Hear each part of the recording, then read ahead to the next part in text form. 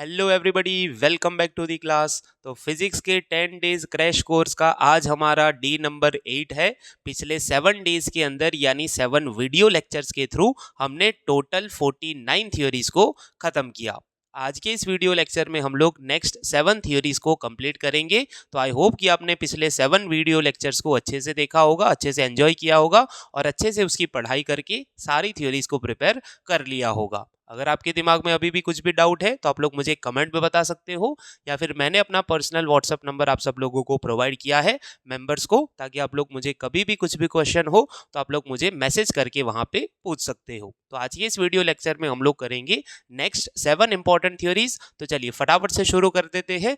Next theory number 50। चलिए आज की हमारी जो पहली थ्योरी है वो है AC voltage applied to LCR series circuit.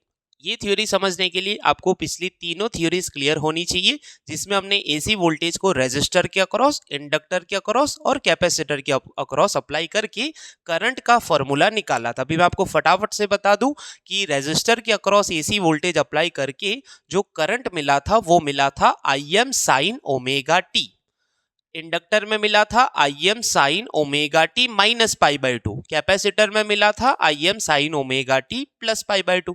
यानी रेजिस्टर में करंट और वोल्टेज सेम फेज में है, इंडक्टर में करंट पाई बाई 2 जितना पीछे है और कैपेसिटर में आगे है। अभी क्या करना है कि तीनों को एक साथ में सीरीज में एसी वोल्टेज अप्लाई करना है। पहले हमने एक एक को सेपरेटली किया, तीनों को साथ में करो। Consider an AC voltage applied to LCR series circuit. Here voltage across each component will be different. यानी सीरीज में सबको पता है कि करंट निकलेगा तो वो सब में सेम पास होगा, पर वोल्टेज क्या होगा दोनों में मतलब हर एक के अंदर डिवाइड हो जाएगा। तो यहां पे लिखेंगे कि हियर टोटल वोल्टेज जो है वो इंडक्टर का प्लस कैपेसिटर का प्लस रेजिस्टर का, टोटल मिला के तीनों का जो वोल्टेज होगा वो टोटल अप्लाइड के बराबर। इंडक्टर का क्या होता है हमने पढ़ा था L D I upon D T. Capacitor का क्या होता है Q बाई सी और रेजिस्टर का क्या होता है IR। यानी जो टोटल वोल्टेज है वो तीनों के सम के बराबर। मैंने आपको पढ़ाया था ना, कॉम्बिनेशन ऑफ रेजिस्टर में हमने पढ़ा था, कॉम्बिनेशन ऑफ सेल में पढ़ा था, सीरीज में जो करंट निकला है वो सेम फ्लो होगा पर वोल्टेज सब में अलग अलग डिवाइड हो जाएगा। तो सबका अलग अलग है VL VC VR, तो जो टोटल होगा वो तीनों के सम के बराबर। अच्छा, here current will be same, current will be same in each. तो वो करंट जो होगा Im sin omega t plus phi. अब आप बोलोगे कि सर यहाँ पे फाई क्या है? फाई का मतलब है करंट और वोल्टेज के बीच का फेज डिफरेंस। यहाँ पे जो करंट है मेरा वोल्टेज से फाई जितना आगे मैं मान के चल रहा हूं। अभी ये फाई कितना है वो मुझे नहीं पता। जैसे फॉर एग्जाम्पल मैं आपको बोलूं कि रेजिस्टर में फेज डिफरेंस 0, कैपेसिटर में करंट आगे होता है तो यहां पे आता था प्लस पाई बाई 2, इंडक्टर में पीछे होता था तो यहां पे आता था माइनस पाई बाई 2। अभी तीनों का कॉम्बिनेशन है तो करंट आगे रहेगा कि पीछे रहेगा वो डिपेंड करेगा कि किसका इफेक्ट ज्यादा है, कैपेसिटर का है कि इंडक्टर का। तो मैं क्या करूंगा, फेजर डायग्राम ड्रॉ करूंगा। फेजर डायग्राम, अभी फेजर डायग्राम के अंदर मैंने ये डिसाइड कर लिया कि सबका करंट सेम है, यानी सबके लिए जो करंट का फेजर आएगा वो सेम आएगा। यानी सबके लिए करंट का फेजर ये हो गया। फेजर का मतलब होता है रोटेटिंग वेक्टर, आई वेक्टर। अभी तीनों के अंदर जो वोल्टेज है वो अलग अलग है। अच्छा, हमें ऑलरेडी 3 सेपरेट हमने थ्योरी पढ़ ली है कि रेजिस्टर में करंट और वोल्टेज सेम फेज में होते हैं, यानी रेजिस्टर का वोल्टेज VR इधर होगा, कैपेसिटर में करंट आगे होता है यानी कैपेसिटर के वोल्टेज को पीछे दिखाना पड़ेगा, कैपेसिटर का वोल्टेज पीछे, और इंडक्टर में करंट पीछे होता है यानी वोल्टेज को आगे दिखाना पड़ेगा। यानी करंट और वोल्टेज का यहां भी पाई बाई 2, यहां भी पाई बाई 2। फर्क क्या है, कैपेसिटर में वोल्टेज पीछे है करंट आगे है, इंडक्टर में वोल्टेज आगे है करंट पीछे है। यानी अभी मेरे पास वोल्टेज के टोटल 3 अलग अलग फेजर है, VR, VC और VL। मुझे निकालना है रिजल्टेंट वोल्टेज, यानी मेरे पास जो 3 फेजर है उसका रिजल्टेंट। तो सबको पता है कि तीनों का एक साथ नहीं निकलेगा, पर ये VC और VL जो एक साइड है, यानी एक इस तरफ है दूसरा उसके ऑपोजिट, यानी दोनों का अगर मैं वेक्टर एडिशन करूंगा तो मुझे फाइनल मिलेगा VC माइनस VL। यानी मान लो कि वोल्टेज अक्रॉस कैपेसिटर इधर की तरफ है 50, इंडक्टर है इधर की तरफ 10, इधर 50 इधर 10, तो दोनों का रिजल्टेंट क्या मिलेगा? 50 माइनस 10 यानी वो मिलेगा 40। ये दोनों का रिजल्टेंट मिलेगा। तो अभी मैं क्या कर रहा हूं, कंबाइंड अगर मुझे ड्रॉ करना है तो VC और VL का मुझे वेक्टर एडिशन करना पड़ेगा, VC vector plus VL vector.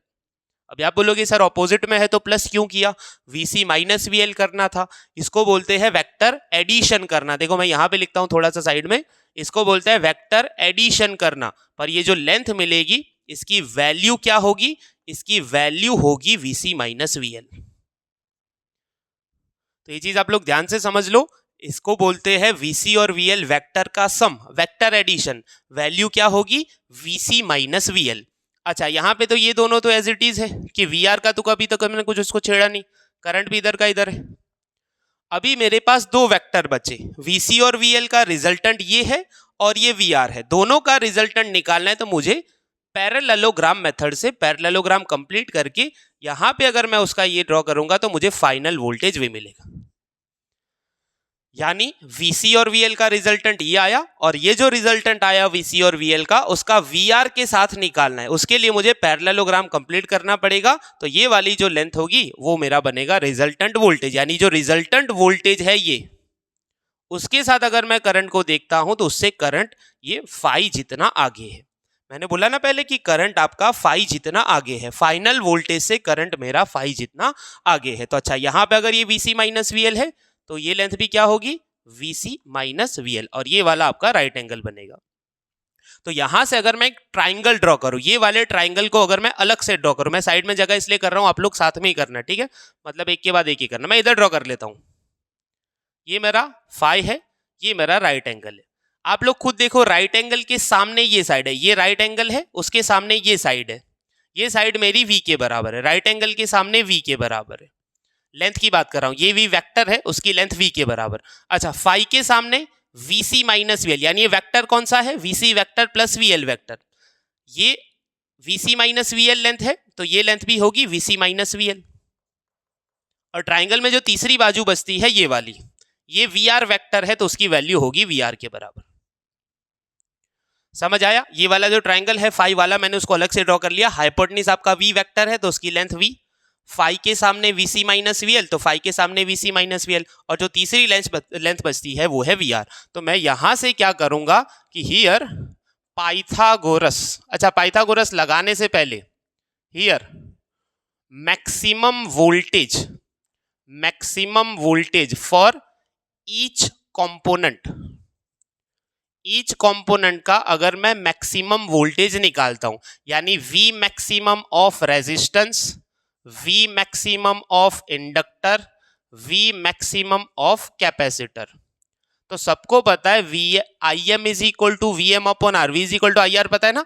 तो रेजिस्टर के लिए मैं लिखूंगा Im इंटू R, इंडक्टर के लिए मैं लिखूंगा Im इंटू XC, कैपेसिटर के लिए मैं लिखूंगा Im इंटू XL।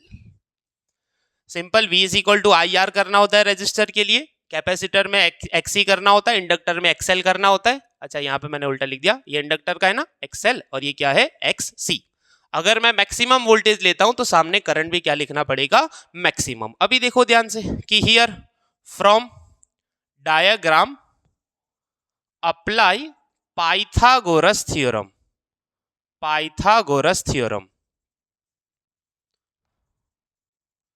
ये ट्राइंगल में मैं पाइथागोरस थ्योरम लगाता हूं। पाइथागोरस थ्योरम क्या होगा? हाइपोटेन्यूज का स्क्वायर इज इक्वल टू ये दोनों साइड का स्क्वायर, तो ये क्या होगा? V square is equal to VR square plus VC minus VL square. Pythagoras theorem क्या होगा? इसका स्क्वायर इज इक्वल टू इसका स्क्वायर प्लस इसका स्क्वायर। अच्छा यही इक्वेशन को मैं मैक्सिमम के फॉर्म में लिख सकता हूं कि VM square is equal to VR maximum square plus VC maximum minus VL maximum का स्क्वायर। ठीक है। अच्छा अभी VR मैक्सिमम कितना है या फिर V मैक्सिमम R, जो भी लिखो दोनों सही है। ठीक है, आप इसको ऐसे भी लिख सकते हो VR मैक्सिमम, VL मैक्सिमम और VC मैक्सिमम, उससे कोई फर्क नहीं पड़ेगा। मैक्सिमम L लिखो या फिर L मैक्सिमम लिखो, सही है। मैं दोनों को सेम करने के लिए इसको मैंने वापस से वो कर लिया, यानी इसके जैसा कर लिया। ठीक है, रेजिस्टेंस का मैक्सिमम कितना है? IMR, तो ये होगा IM square R square. VRM उसका स्क्वायर यानी IM square R square. VCM क्या है? IMXC माइनस IMXL उसका स्क्वायर, ठीक है। VRM क्या था? IMR उसका स्क्वायर है, तो इसका स्क्वायर, ये VC minus VL, IMXC IMXL bracket के बाहर स्क्वायर है। अच्छा, यहां से मैं अगर IM बाहर निकालता हूं, अगर मैं यहां से IM बाहर निकालता हूं तो बाहर निकलेगा IM स्क्वायर, अंदर बचेगा XC minus XL square.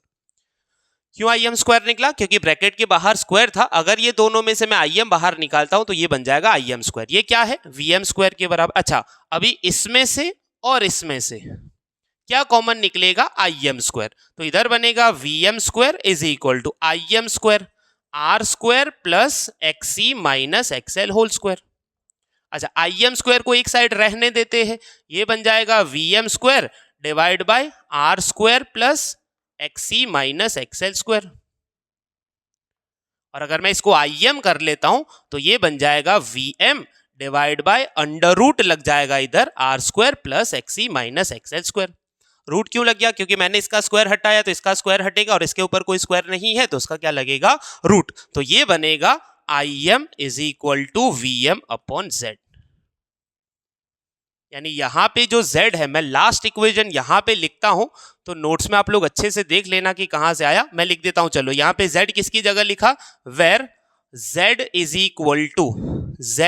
Equal to under root R square plus XC minus XL square is called impedance. इसको क्या बोलते हैं? इम्पीडेंस।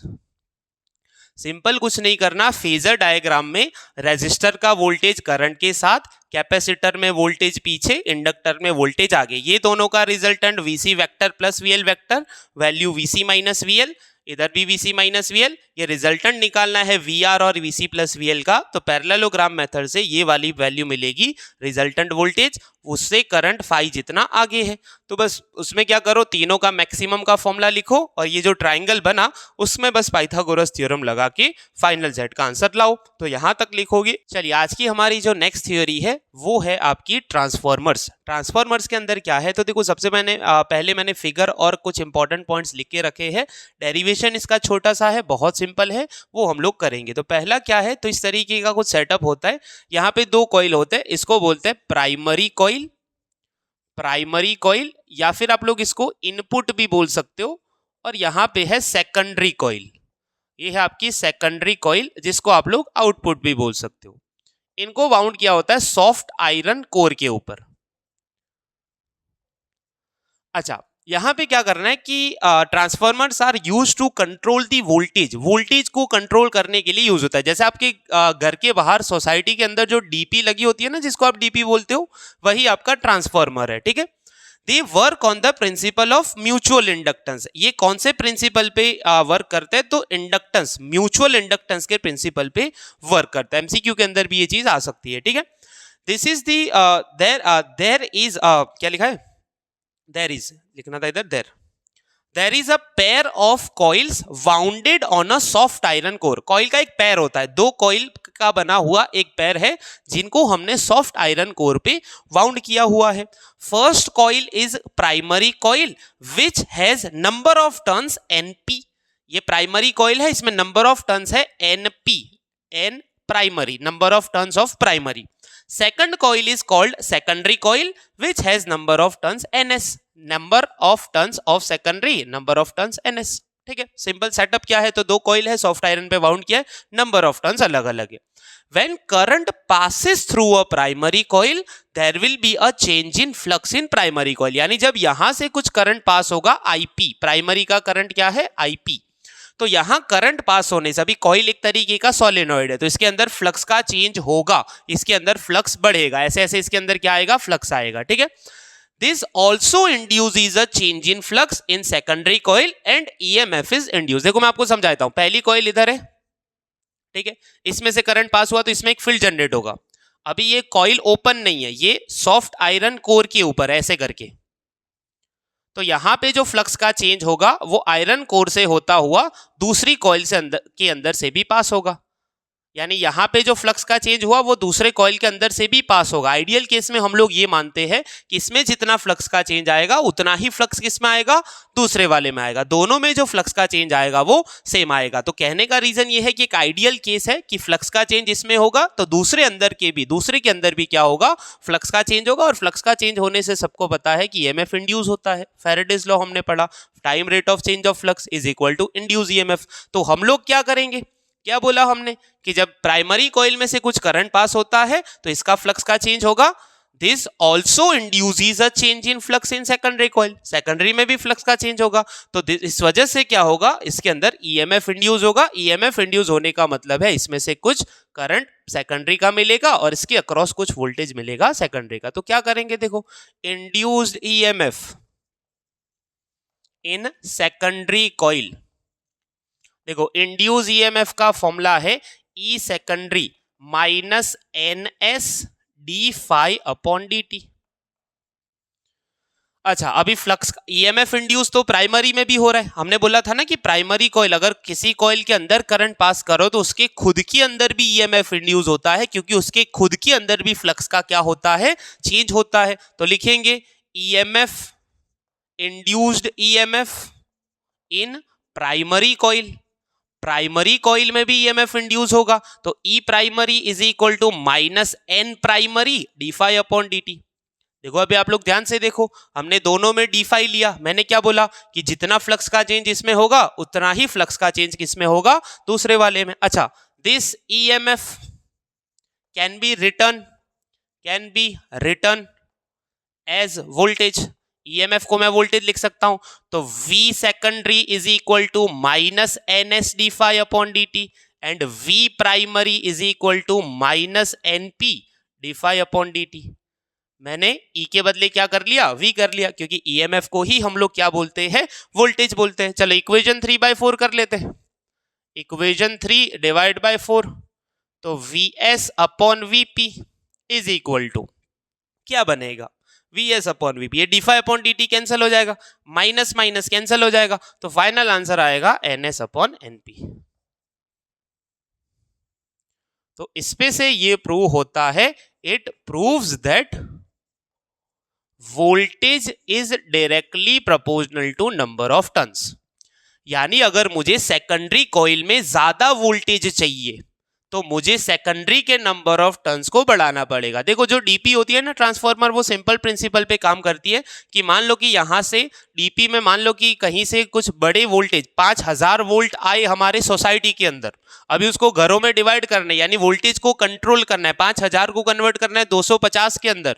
तो अगर यहाँ पे कुछ नंबर ऑफ टर्न्स है तो 5000 का 250 करना है, तो यहाँ पे नंबर ऑफ टर्न्स क्या करने पड़ेंगे, डिक्रीज करने पड़ेंगे। क्योंकि अगर मुझे आउटपुट में ज्यादा वोल्टेज चाहिए तो नंबर ऑफ टर्न्स बढ़ाऊंगा, कम वोल्टेज चाहिए तो नंबर ऑफ टर्न्स कम करूंगा, क्योंकि दोनों का जो रेशियो आ रहा है वो नंबर ऑफ टर्न्स के रेशियो पे डिपेंड करता है। नंबर ऑफ टर्न्स ज्यादा होंगे तो ज्यादा वोल्टेज मिलेंगे, नंबर ऑफ टर्न्स कम होंगे तो कम वोल्टेज मिलेंगे।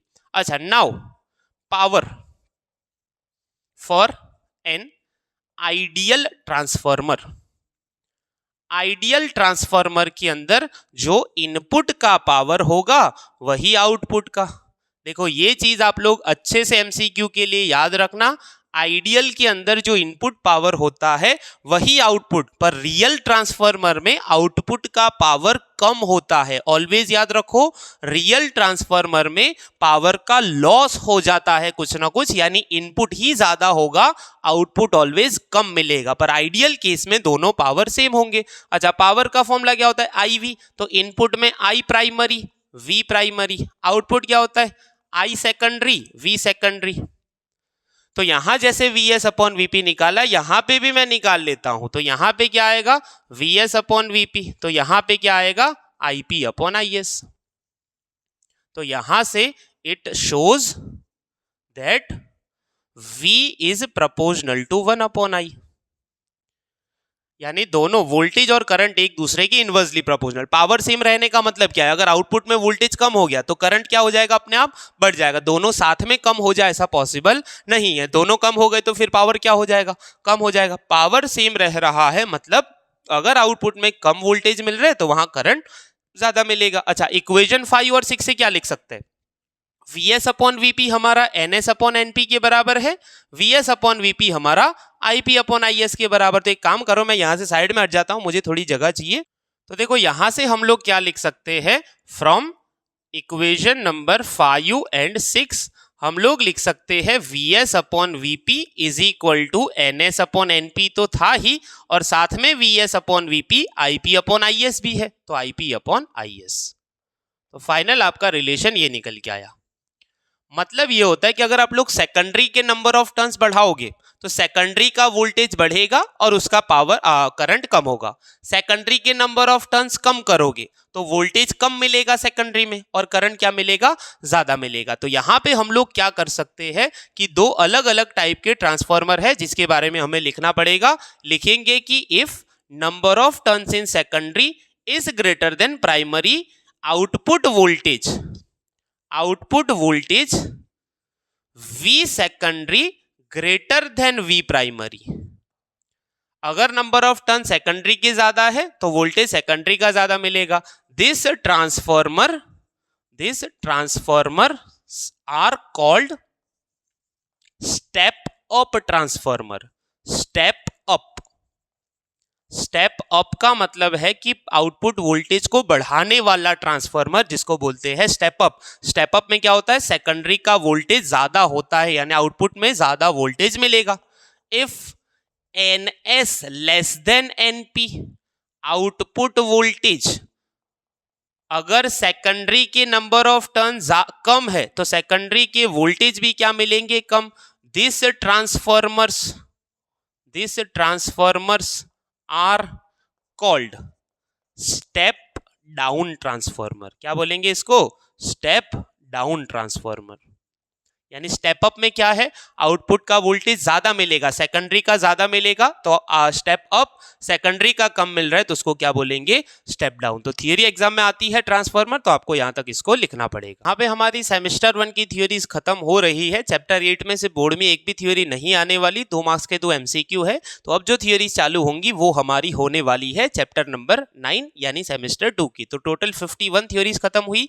जैसा मैंने आपको बोला था कि थियोरी 70 से ज्यादा ही होने वाली है, क्योंकि मैंने कुछ थ्योरीज 70 के ऊपर भी ऑलरेडी ऐड कर दी है, ताकि कोई भी क्वेश्चन ऐसा ना हो कि जो हमारा एग्जाम में गलत हो जाए या फिर हम लोग प्रिपेयर किए बिना चले जाए। तो इससे हम लोग बेहतर यही करें कि भले ही हमारा एक दिन लेक्चर ज़्यादा हो जाए या फिर 7-8-10 थ्योरी ज़्यादा हो जाए, पर हमारे पास अभी भी 20-25 दिन जितना टाइम है, तो भले 10 थ्योरी ज़्यादा हो जाए पर आप लोग उसको अच्छे से प्लीज़ प्रिपेयर कीजिएगा, क्योंकि एग्जाम के अंदर जो थ्योरीज आएगी मोस्ट प्रोबेबली इसमें से उतनी तो आ ही जाएगी कि जनरल ऑप्शन निकाल के आप लोग उसको लिख पाओ। तो चलिए जल्दी से शुरू करते हैं नेक्स्ट आज की तीसरी थ्योरी नंबर 52, जो होने वाली है चैप्टर नंबर 9 की। दूसरी एक चीज मैं आपको बता दूं जल्दी से कि अगर आप ये क्रैश कोर्स को एंजॉय कर रहे हो, आपको लग रहा है कि ये वर्थ इट है और आपको एग्जाम में इसके अंदर से कुछ फायदा होने वाला है, या फिर आपकी जो प्रेपरेशन थी उसको थोड़ा बहुत भी बूस्ट मिला है, तो प्लीज इसको अपने फ्रेंड्स के साथ, क्लासमेट्स के साथ जरूर शेयर कीजिएगा। इसको रेकमेंड कीजिएगा कि इतनी कम प्राइस के अंदर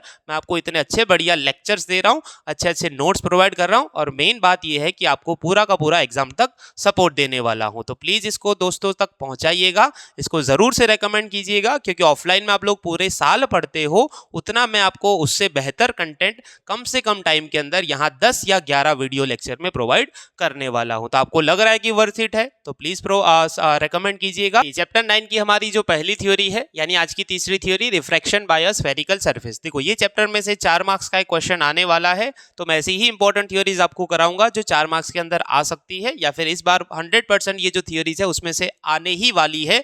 पर कुछ छोटे मोटे क्वेश्चंस जो है आपको थोड़े से खुद से करने पड़ेंगे, क्योंकि 2 मार्क्स के क्वेश्चन ही ऐसे हैं जिसमें बहुत ही ज्यादा नंबर ऑफ क्वेश्चंस है।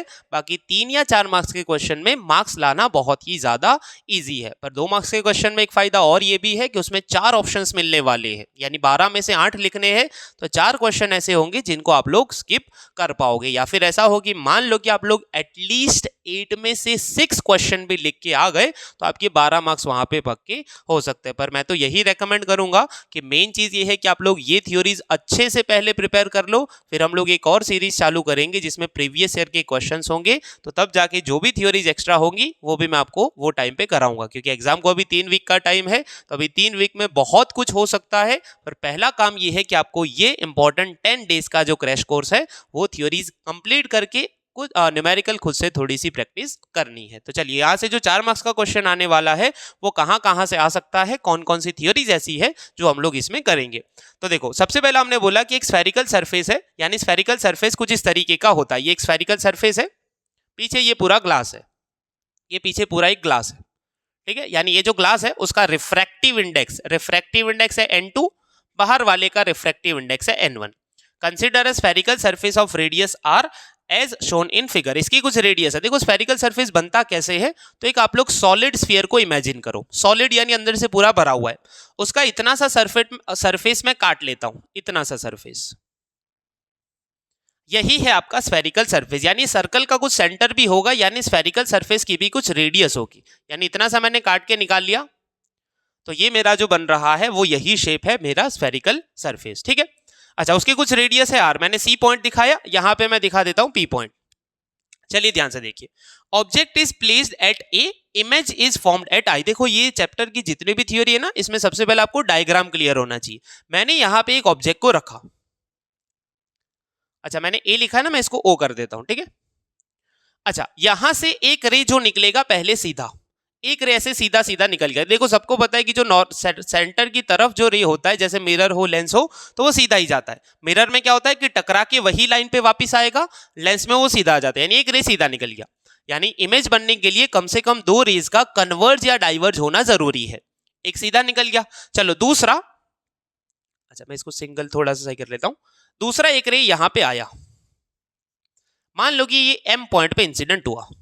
अच्छा, ये रे जो है मान लो कि अभी इधर आया, अगर ये सरफेस बीच में नहीं आया होता तो ये सीधा जाने वाला था, क्योंकि रे अपने हिसाब से अपने खुद की मर्जी से बेंट नहीं हो सकता, ये सीधा जाने वाला था। पर अभी जो स्फेरिकल सरफेस बीच में आ गया, यानी पहले वो हवा में जा रहा था समझ लो, अभी वो ग्लास के सरफेस पे इंसिडेंट हुआ, तो यहां से मुझे सी से लेके सबसे पहले यहां पे एक नॉर्मल ड्रॉ करना है।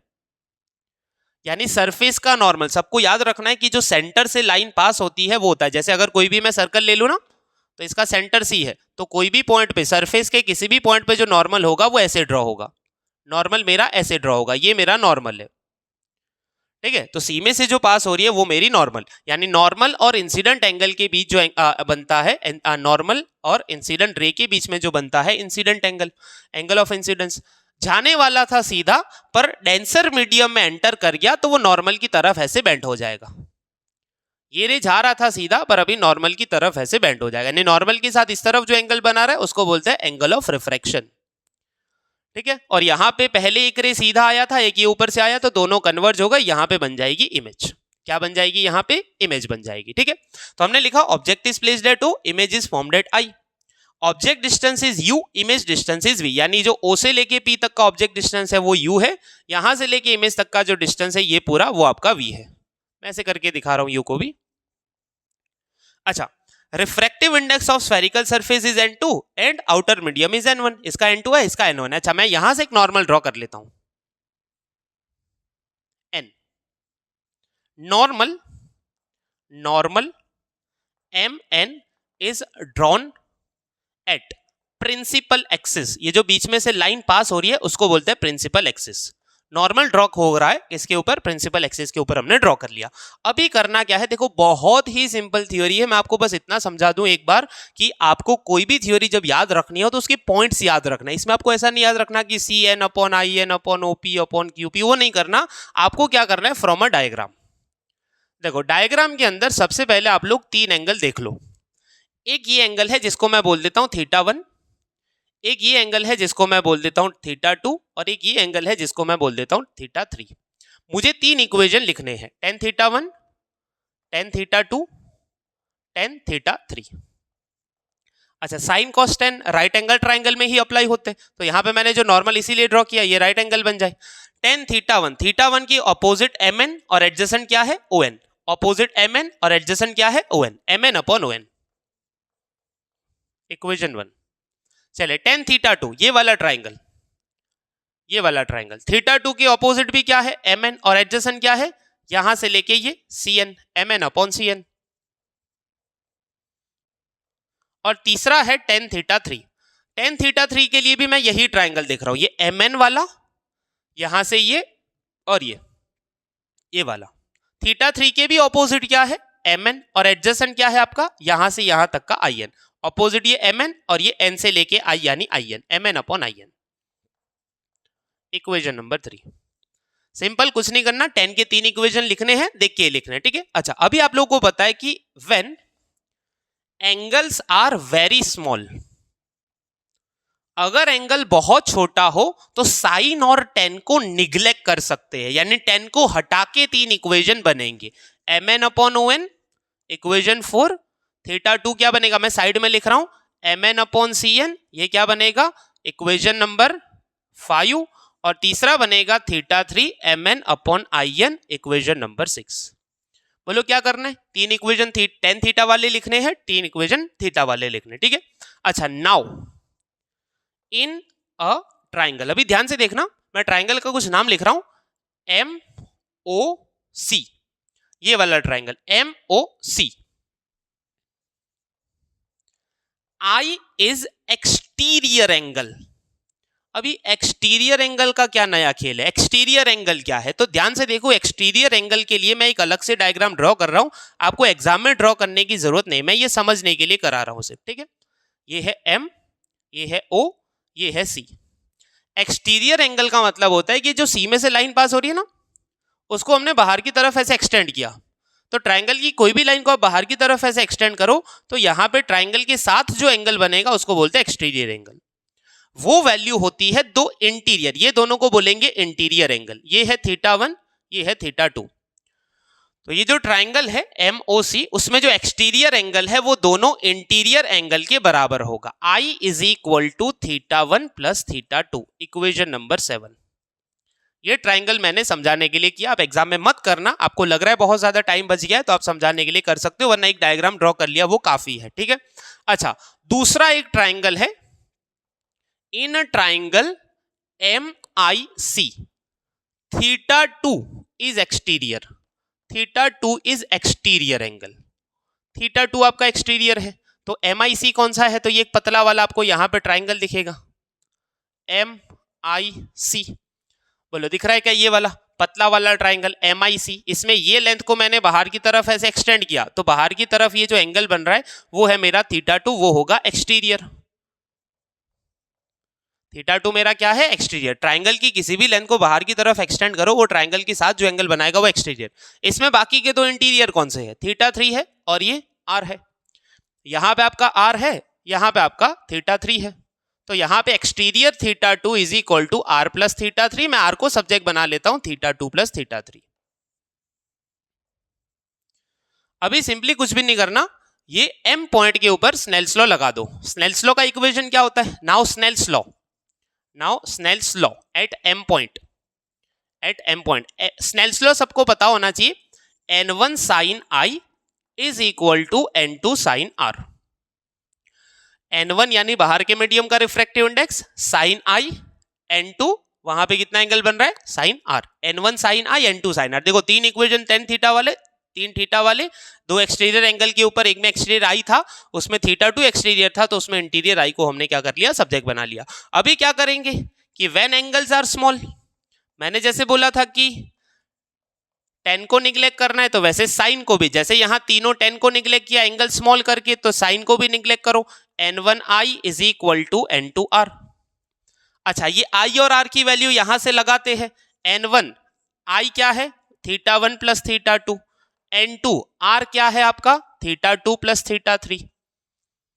अच्छा, थीटा 1 थीटा 2 थीटा 3 वो कहां से लाए, तो इधर से लाए, वो वैल्यूज यहां से लगानी है, कौन सी, तो N1, थीटा 1 है MN अपॉन ON, देखो है क्या, चलो थीटा 2 क्या है MN upon CN is equal to N2, वापिस थीटा 2 MN अपॉन CN, और थीटा 3 क्या MN अपॉन IN। θ1 θ2 θ3। अच्छा, सब में से क्या होगा कि ये दोनों में से mn निकल के कैंसिल होगा, वो दोनों में से mn निकल के कैंसिल होगा। ये n1 को अंदर मल्टीप्लाई करो दोनों से, ये n2 को अंदर मल्टीप्लाई करो दोनों से, यानी ये बनेगा n1 upon ON plus n1 upon CN। सामने बनेगा n2 upon CN plus n2 upon IN। बोलो यहां तक सबको क्लियर है क्या? सिंपल है, tan वाले 3 इक्वेशन, tan हटा के थीटा वाले, 2 एक्सटीरियर एंगल, और फिर क्या करो, स्नेल्स लॉ लगाओ। तो मैं साइड में हट जाता हूं, मुझे थोड़ी जगह चाहिए। तो अभी क्या करना है कि ये इक्वेशन जो है इसमें आपको ये लेंथ दिख रही है ON, CN और IN। अभी आप ध्यान से देखो, O से लेके N तक का डिस्टेंस मुझे नहीं पता, पर O से लेके P तक का पता है ऑब्जेक्ट डिस्टेंस। C से लेके N तक का नहीं पता, पर C से लेके P तक का पता है, ये जो है मेरी रेडियस। I से लेके N तक का नहीं पता, पर I से लेके P तक का पता है। वो किसके बराबर है? Image distance. मेरे तो सारे डिस्टेंस O से N तक, C से N तक और I से N तक है, पर मैं क्या करूंगा कि ये जो N और P पॉइंट है वो एक दूसरे के बहुत करीब है। Here N and P are very close to each other.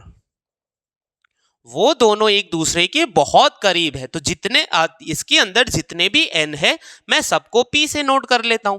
N और P बहुत करीब है, तो N से जो डिस्टेंस O तक का मेजर करना है उसके बदले मैं P से करता हूं। N से जो C तक का करना है वो P से करता हूं, और N से I तक का जो करना है वो भी P से करता हूं। तो वो इक्वेशन बनेगा N1 अपॉन ON की जगह OP plus N1 upon CN की जगह CP, N2 अपॉन CN की जगह CP और N2 अपॉन IN की जगह IP। बस ये वैल्यू लगा दो, आंसर आ गया। N1 OP, O से लेके P तक का ऑब्जेक्ट डिस्टेंस, लेफ्ट में है तो लगाना पड़ेगा -U, प्लस N1 CP मतलब राइट में C से P तक का रेडियस R, N2 CPR और N2 IP मतलब I से लेके P तक का distance, image distance V, right में है तो V, यानी एक ही वैल्यू लेफ्ट में थी उसको लगाया माइनस।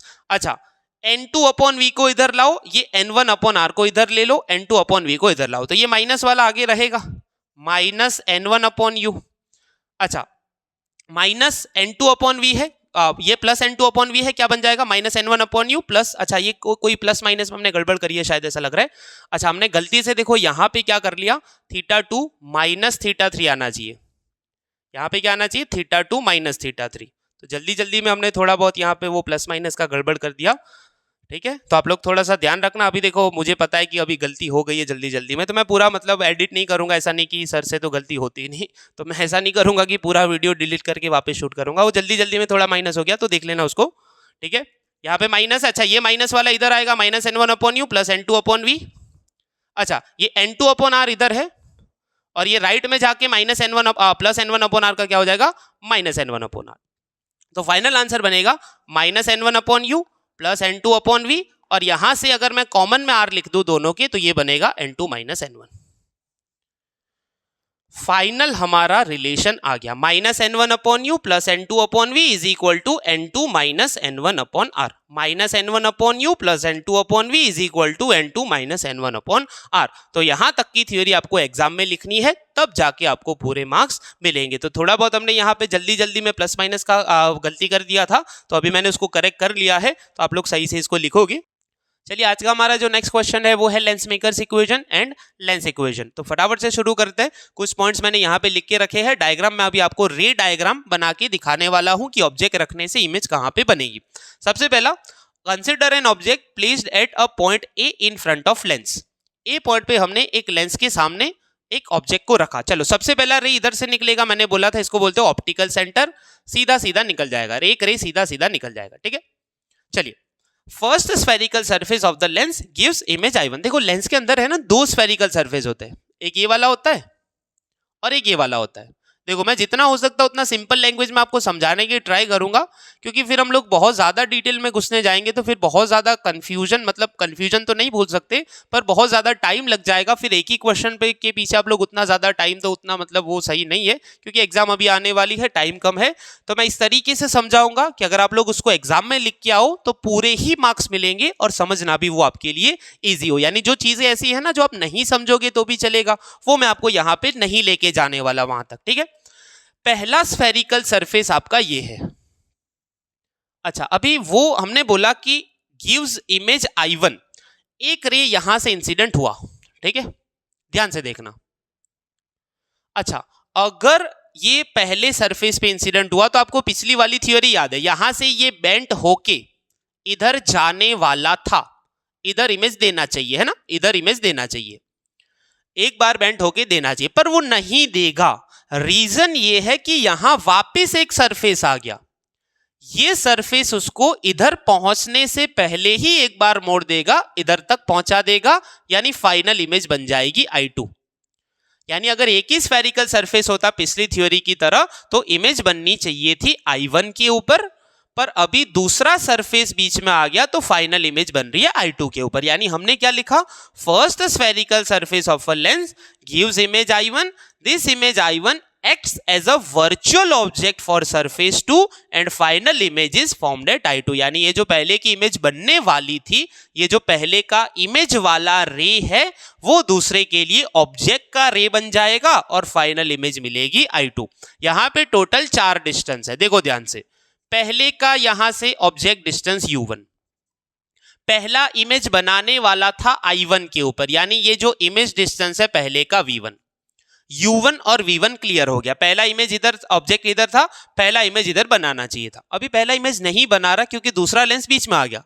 ये तो बनाने वाला था, अगर ये दूसरा सरफेस नहीं आया होता तो ये सीधा सीधा सीधा जाके इधर इमेज बनाने वाला था, नहीं बना पाएगा क्योंकि दूसरे सरफेस ने उसको वापस से बेंड कर दिया।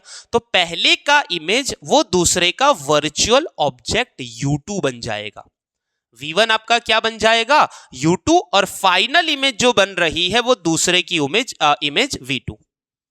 सिंपल, पहले का ऑब्जेक्ट पहले का इमेज, जहां पे पहले का इमेज है वहीं पे दूसरे का ऑब्जेक्ट, और फाइनल इमेज आपकी V2, I2 तक का लेंस से I2 तक का डिस्टेंस, ठीक है।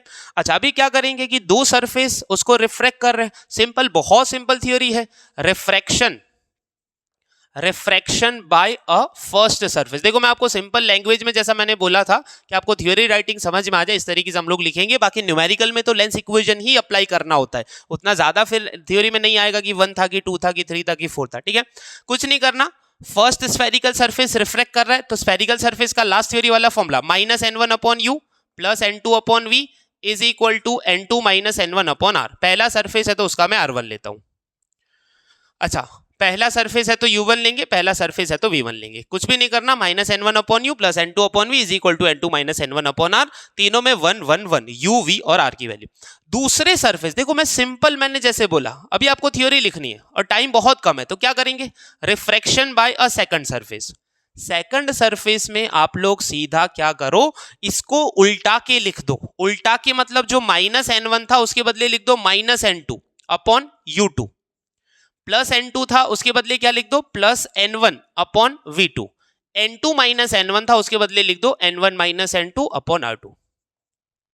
बोलो समझ आ रहा है। तो सर ये कौन सा लॉजिक लगाया, तो अभी आपको लॉजिक लगाने का टाइम खत्म हो गया, आपको शॉर्टकट लगाना है। अभी पहले सरफेस के लिए स्फेरिकल सरफेस का लगाओ, दूसरे के लिए क्या करो, उसका उल्टा के लिख दो, क्योंकि ये कॉनकेव सरफेस है, ये कॉन्वेक्स सरफेस है, उतना ज्यादा डिटेल में आपको जाने की जरूरत है नहीं। जैसा मैंने बोला, पहले स्फेरिकल सरफेस का लगाओ, उसका उल्टा करके ये लगा दो, यानी जो 1 था उसकी जगह 2 कर दो, जो 2 था उसकी जगह 1 कर दो, जो भी 1 है उसकी जगह 2 कर दो, जो भी 2 है उसकी जगह 1 कर दो। अभी क्या करो, तो ध्यान से देखो कि हियर हमने बोला कि जहां पे पहले की इमेज है वहीं पे दूसरे का ऑब्जेक्ट, जहां पे पहले की इमेज है वो दूसरे के लिए वर्चुअल ऑब्जेक्ट बनेगा, तो V1 is equal to U2 है, यानी ये दोनों डिस्टेंसेस सेम है, जहां पे पहले की इमेज बनने वाली थी वो दूसरे के लिए वर्चुअल ऑब्जेक्ट। और दूसरी बात ये कि जो ओरिजिनल ऑब्जेक्ट जहां पे एक्चुअल में रखा है वो आपका U के बराबर है, और एक्चुअल में जहां इमेज बन रही है वो आपका V के बराबर, यानी आपका V1 और U2 तो सेम हो गए, ये दोनों तो सेम है। U1 को मैं U लिख देता हूं और V2 को मैं V लिख देता हूं, यानी ओरिजिनली जो ऑब्जेक्ट है वो U है और ओरिजिनली जो इमेज है वो आपकी V है, ठीक है। तो ये चीजें यहां पे इक्वेशन 1 और 2 में लिखते हैं, तो लिखेंगे नाउ -n1/U1 की जगह मैं लिख देता हूं U, प्लस n2/V1 की जगह मैं लिख देता हूं U2 is equal to n2 - n1/r1, equation 3। चौथे में -n2/U2 प्लस n1/V2 की जगह मैं लिख देता हूं V, और ये बनेगा n1 - n2/r2। क्या क्या चीजें चेंज करी हमने, u1 की जगह क्या लिख दिया u, फिर v1 की जगह क्या लिख दिया u2, बाकी पीछे वाला सेम, फिर ये u2 को u2 रखा, v2 की जगह क्या लिख दिया हमने v लिख दिया, और पीछे वाला एज इट इज। इक्वेशन 3+4 करो, इक्वेशन 3+4। तो अगर मैं इक्वेशन 3+4 करता हूं तो देखो ध्यान से, plus n2 upon u2 minus n2 upon u2, तो मैं यहां एक छोटा सा बहुत पतली सी एक लाइन खींचता हूं इधर, आपको एग्जाम में इधर नहीं खींचनी, आपको सीधा आंसर लिखना है। ये समझ में आया कौन सा कैंसिल किया, क्या बचा minus n1 upon u plus n2 upon v, क्या बचा minus n1 upon u plus n2 upon v। Right में तो कुछ कैंसिल नहीं हो रहा, n2 minus n1 upon r1, n1 minus n2 upon r2, तो लिख देते n2 minus n1 upon r1 plus n1 minus n2 upon r2, simple as that. ठीक है, चलिए अभी राइट में से कॉमन निकालते हैं, राइट में से कुछ कॉमन निकालते हैं। क्या कॉमन निकालते हैं, देखो minus n1 upon u plus n2 upon v, मैं यहां से कॉमन निकालता हूं n2 माइनस n1, क्या कॉमन निकालता हूं n2 माइनस n1। अच्छा, अभी पहले में तो n2 माइनस n1 था तो बाहर आ गया, पहले में बचा 1 अपॉन r1, दूसरे में n1 माइनस n2 है, क्या है n1 माइनस n2, और हमने कॉमन निकाला n2 माइनस n1, तो मुझे यहां साइन को उल्टाना पड़ेगा, यानी एक्चुअल में ये दोनों के बीच में प्लस था, उसको उल्टा के क्या कर दिया माइनस। बहुत सिंपल है, दो रिफ्रैक्टिव क्या बोलते हैं रिफ्रैक्शन बाय दो सरफेस, स्फेरिकल सरफेस का निकालो, उसमें क्या करो u1 is equal to u, v2 is equal to v, और v1 की जगह क्या करो u2 करो, फिर दोनों का सम करो। ठीक है, राइट में से n2 माइनस n1 कॉमन। अच्छा, ये दोनों में क्या है, तो देखो बहुत ध्यान से, अच्छा मैंने 2 क्यों लिखा इधर, ये 1 है ना, ये 1 है, ये 1 है इधर। चलो ये दोनों में से n1 कॉमन निकालो, n1 यहां बचेगा plus 1 upon v minus 1 upon u। चलो राइट में बच रहा है n2 minus n1 1 upon r1 minus 1 upon r2। देखो कभी कभी मैं चीजें सही बोलता हूं ना, फिर लिखने में गलत कर देता हूं। ठीक है, मैं बोलता हूं 1 है और लिखता 2, ठीक है, तो थोड़ा ध्यान से देख लेना। चलिए n1 दोनों के नीचे जाएगा, 2 के नीचे भी जाएगा और 1 के नीचे भी जाएगा, तो इधर बच रहा है 1 upon v minus 1 upon u, n2 upon n1 तो वो बन जाएगा n21 minus n1 upon n1 वो बन जाएगा 1, ये मिलेगा 1 upon r1 minus 1 upon r2। इस इक्वेशन को मैं हाईलाइट करता हूं, इसको मैं नंबर दे देता हूं, कौन सा आ रहा है 5। Clear, okay. लेफ्ट से n1 कॉमन निकाला, राइट से n2 माइनस n1, या n1 को नीचे ले गए, n2 अपॉन n1 को क्या बोलते हैं n21, और n1 अपॉन n1 क्या बनेगा 1। अच्छा, अभी आपको बताया कि व्हेन अगर मैं ऑब्जेक्ट को इंफिनिटी पे रखता हूं, लेंस के सामने अगर मैं ऑब्जेक्ट को इंफिनिटी पे रखता हूं तो इमेज बनती है फोकस के ऊपर। सबको पता है ना, ऐसे ऑब्जेक्ट जब इंफिनिटी पे हो तो रेज ऐसे पैरेक्सियल आते हैं और इमेज बनती है फोकस। फोकस का मतलब होता है फोकल लेंथ जितने डिस्टेंस पे राइट में बनती है, कि इसका मतलब कि अगर ऑब्जेक्ट डिस्टेंस इंफिनिटी है तो इमेज डिस्टेंस फोकल लेंथ के बराबर होगा। क्या होगा, फोकल लेंथ के बराबर। तो यहां पे मैं इमेज डिस्टेंस को फोकल लेंथ का f कर लेता हूं, object distance 1 upon infinity, 1 upon infinity, right में तो सेम है n21 minus 1, 1 upon r1 minus 1 upon r2, और 1 अपॉन इंफिनिटी तो 0 होता है, तो ये आंसर मिला 1 upon f is equal to n21 minus 1, 1 upon r1 minus 1 upon r2। This is called lens makers equation. कौन सा है, lens makers equation. 1 upon F is equal to n21 minus 1, 1 upon r1 minus 1 upon r2। अच्छा, अभी आप ध्यान से देखो lens equation कौन सा है, ये तो हमारा क्या आ गया, लेंस मेकर्स इक्वेशन आ गया। लेंस इक्वेशन क्या है, तो लेंस इक्वेशन में ये देखो 5 और 6 में RHS सेम है, n21 minus 1, 1 upon r1 minus 1 upon r2, n21 minus 1, 1 upon r1 minus 1 upon r2। तो LHS compare LHS in 5 and 6, तो 5 and 6 में कंपेयर करो, 1 upon v minus 1 upon u is equal to क्या, 1 upon f। This is lens equation. ये आपका क्या है, lens equation. तो एग्जाम के अंदर लेंस वाला क्वेश्चन आता है तो आपको इतनी चीजें लिखनी पड़ेंगी। चलिए, जो हमारा नेक्स्ट क्वेश्चन है आज का वो है प्रिज्म इक्वेशन। अभी प्रिज्म इक्वेशन के अंदर मैंने ब्रैकेट में लिखा है minimum deviation and thin prism, यानी क्वेश्चन दो तरीके से आता है। एक क्वेश्चन आता है बस प्रिज्म इक्वेशन तक डेरिवेशन करना होता है 2 मार्क्स के अंदर, और उसके बाद क्वेश्चन ऐसा आता है कि derive prism equation, right the equation of, या फिर derive the equation of refractive index in case of minimum deviation. यानी मैं आपको पूरा साथ में ही समझाऊंगा और बीच में आपको बताता चलूंगा कि ये क्वेश्चन आए तो यहां तक लिखना है, ये आए तो यहां तक लिखना है। अभी मैंने फिगर ड्रॉ करके नहीं रखा क्योंकि इसके अंदर मेन चीज है फिगर कैसे ड्रॉ करना है वो आपको समझ में आना चाहिए। तो देखो सबसे पहले एक प्रिज्म है, ध्यान से देखना, फिगर समझ आ गया तो आधा काम आपका वहां पे ही हो जाएगा, ठीक है। अच्छा, ये जो एंगल होता है उसको बोलते हैं ए, जिसको बोला जाता है प्रिज्म एंगल। क्या बोलते हैं इसको? प्रिज्म एंगल या फिर रिफ्रैक्शन एंगल, ठीक है। सबसे पहला ये सरफेस है, यहां पे एक रे इंसिडेंट हुआ, ऐसे पहला रे इंसिडेंट हुआ, ये पी पॉइंट है, क्यू पॉइंट के ऊपर वो इंसिडेंट हुआ। अभी सबसे पहले मुझे इंसिडेंट, एंगल ऑफ इंसिडेंस निकालना पड़ेगा, तो ये सरफेस के नॉर्मल में ऐसे ड्रॉ करूंगा,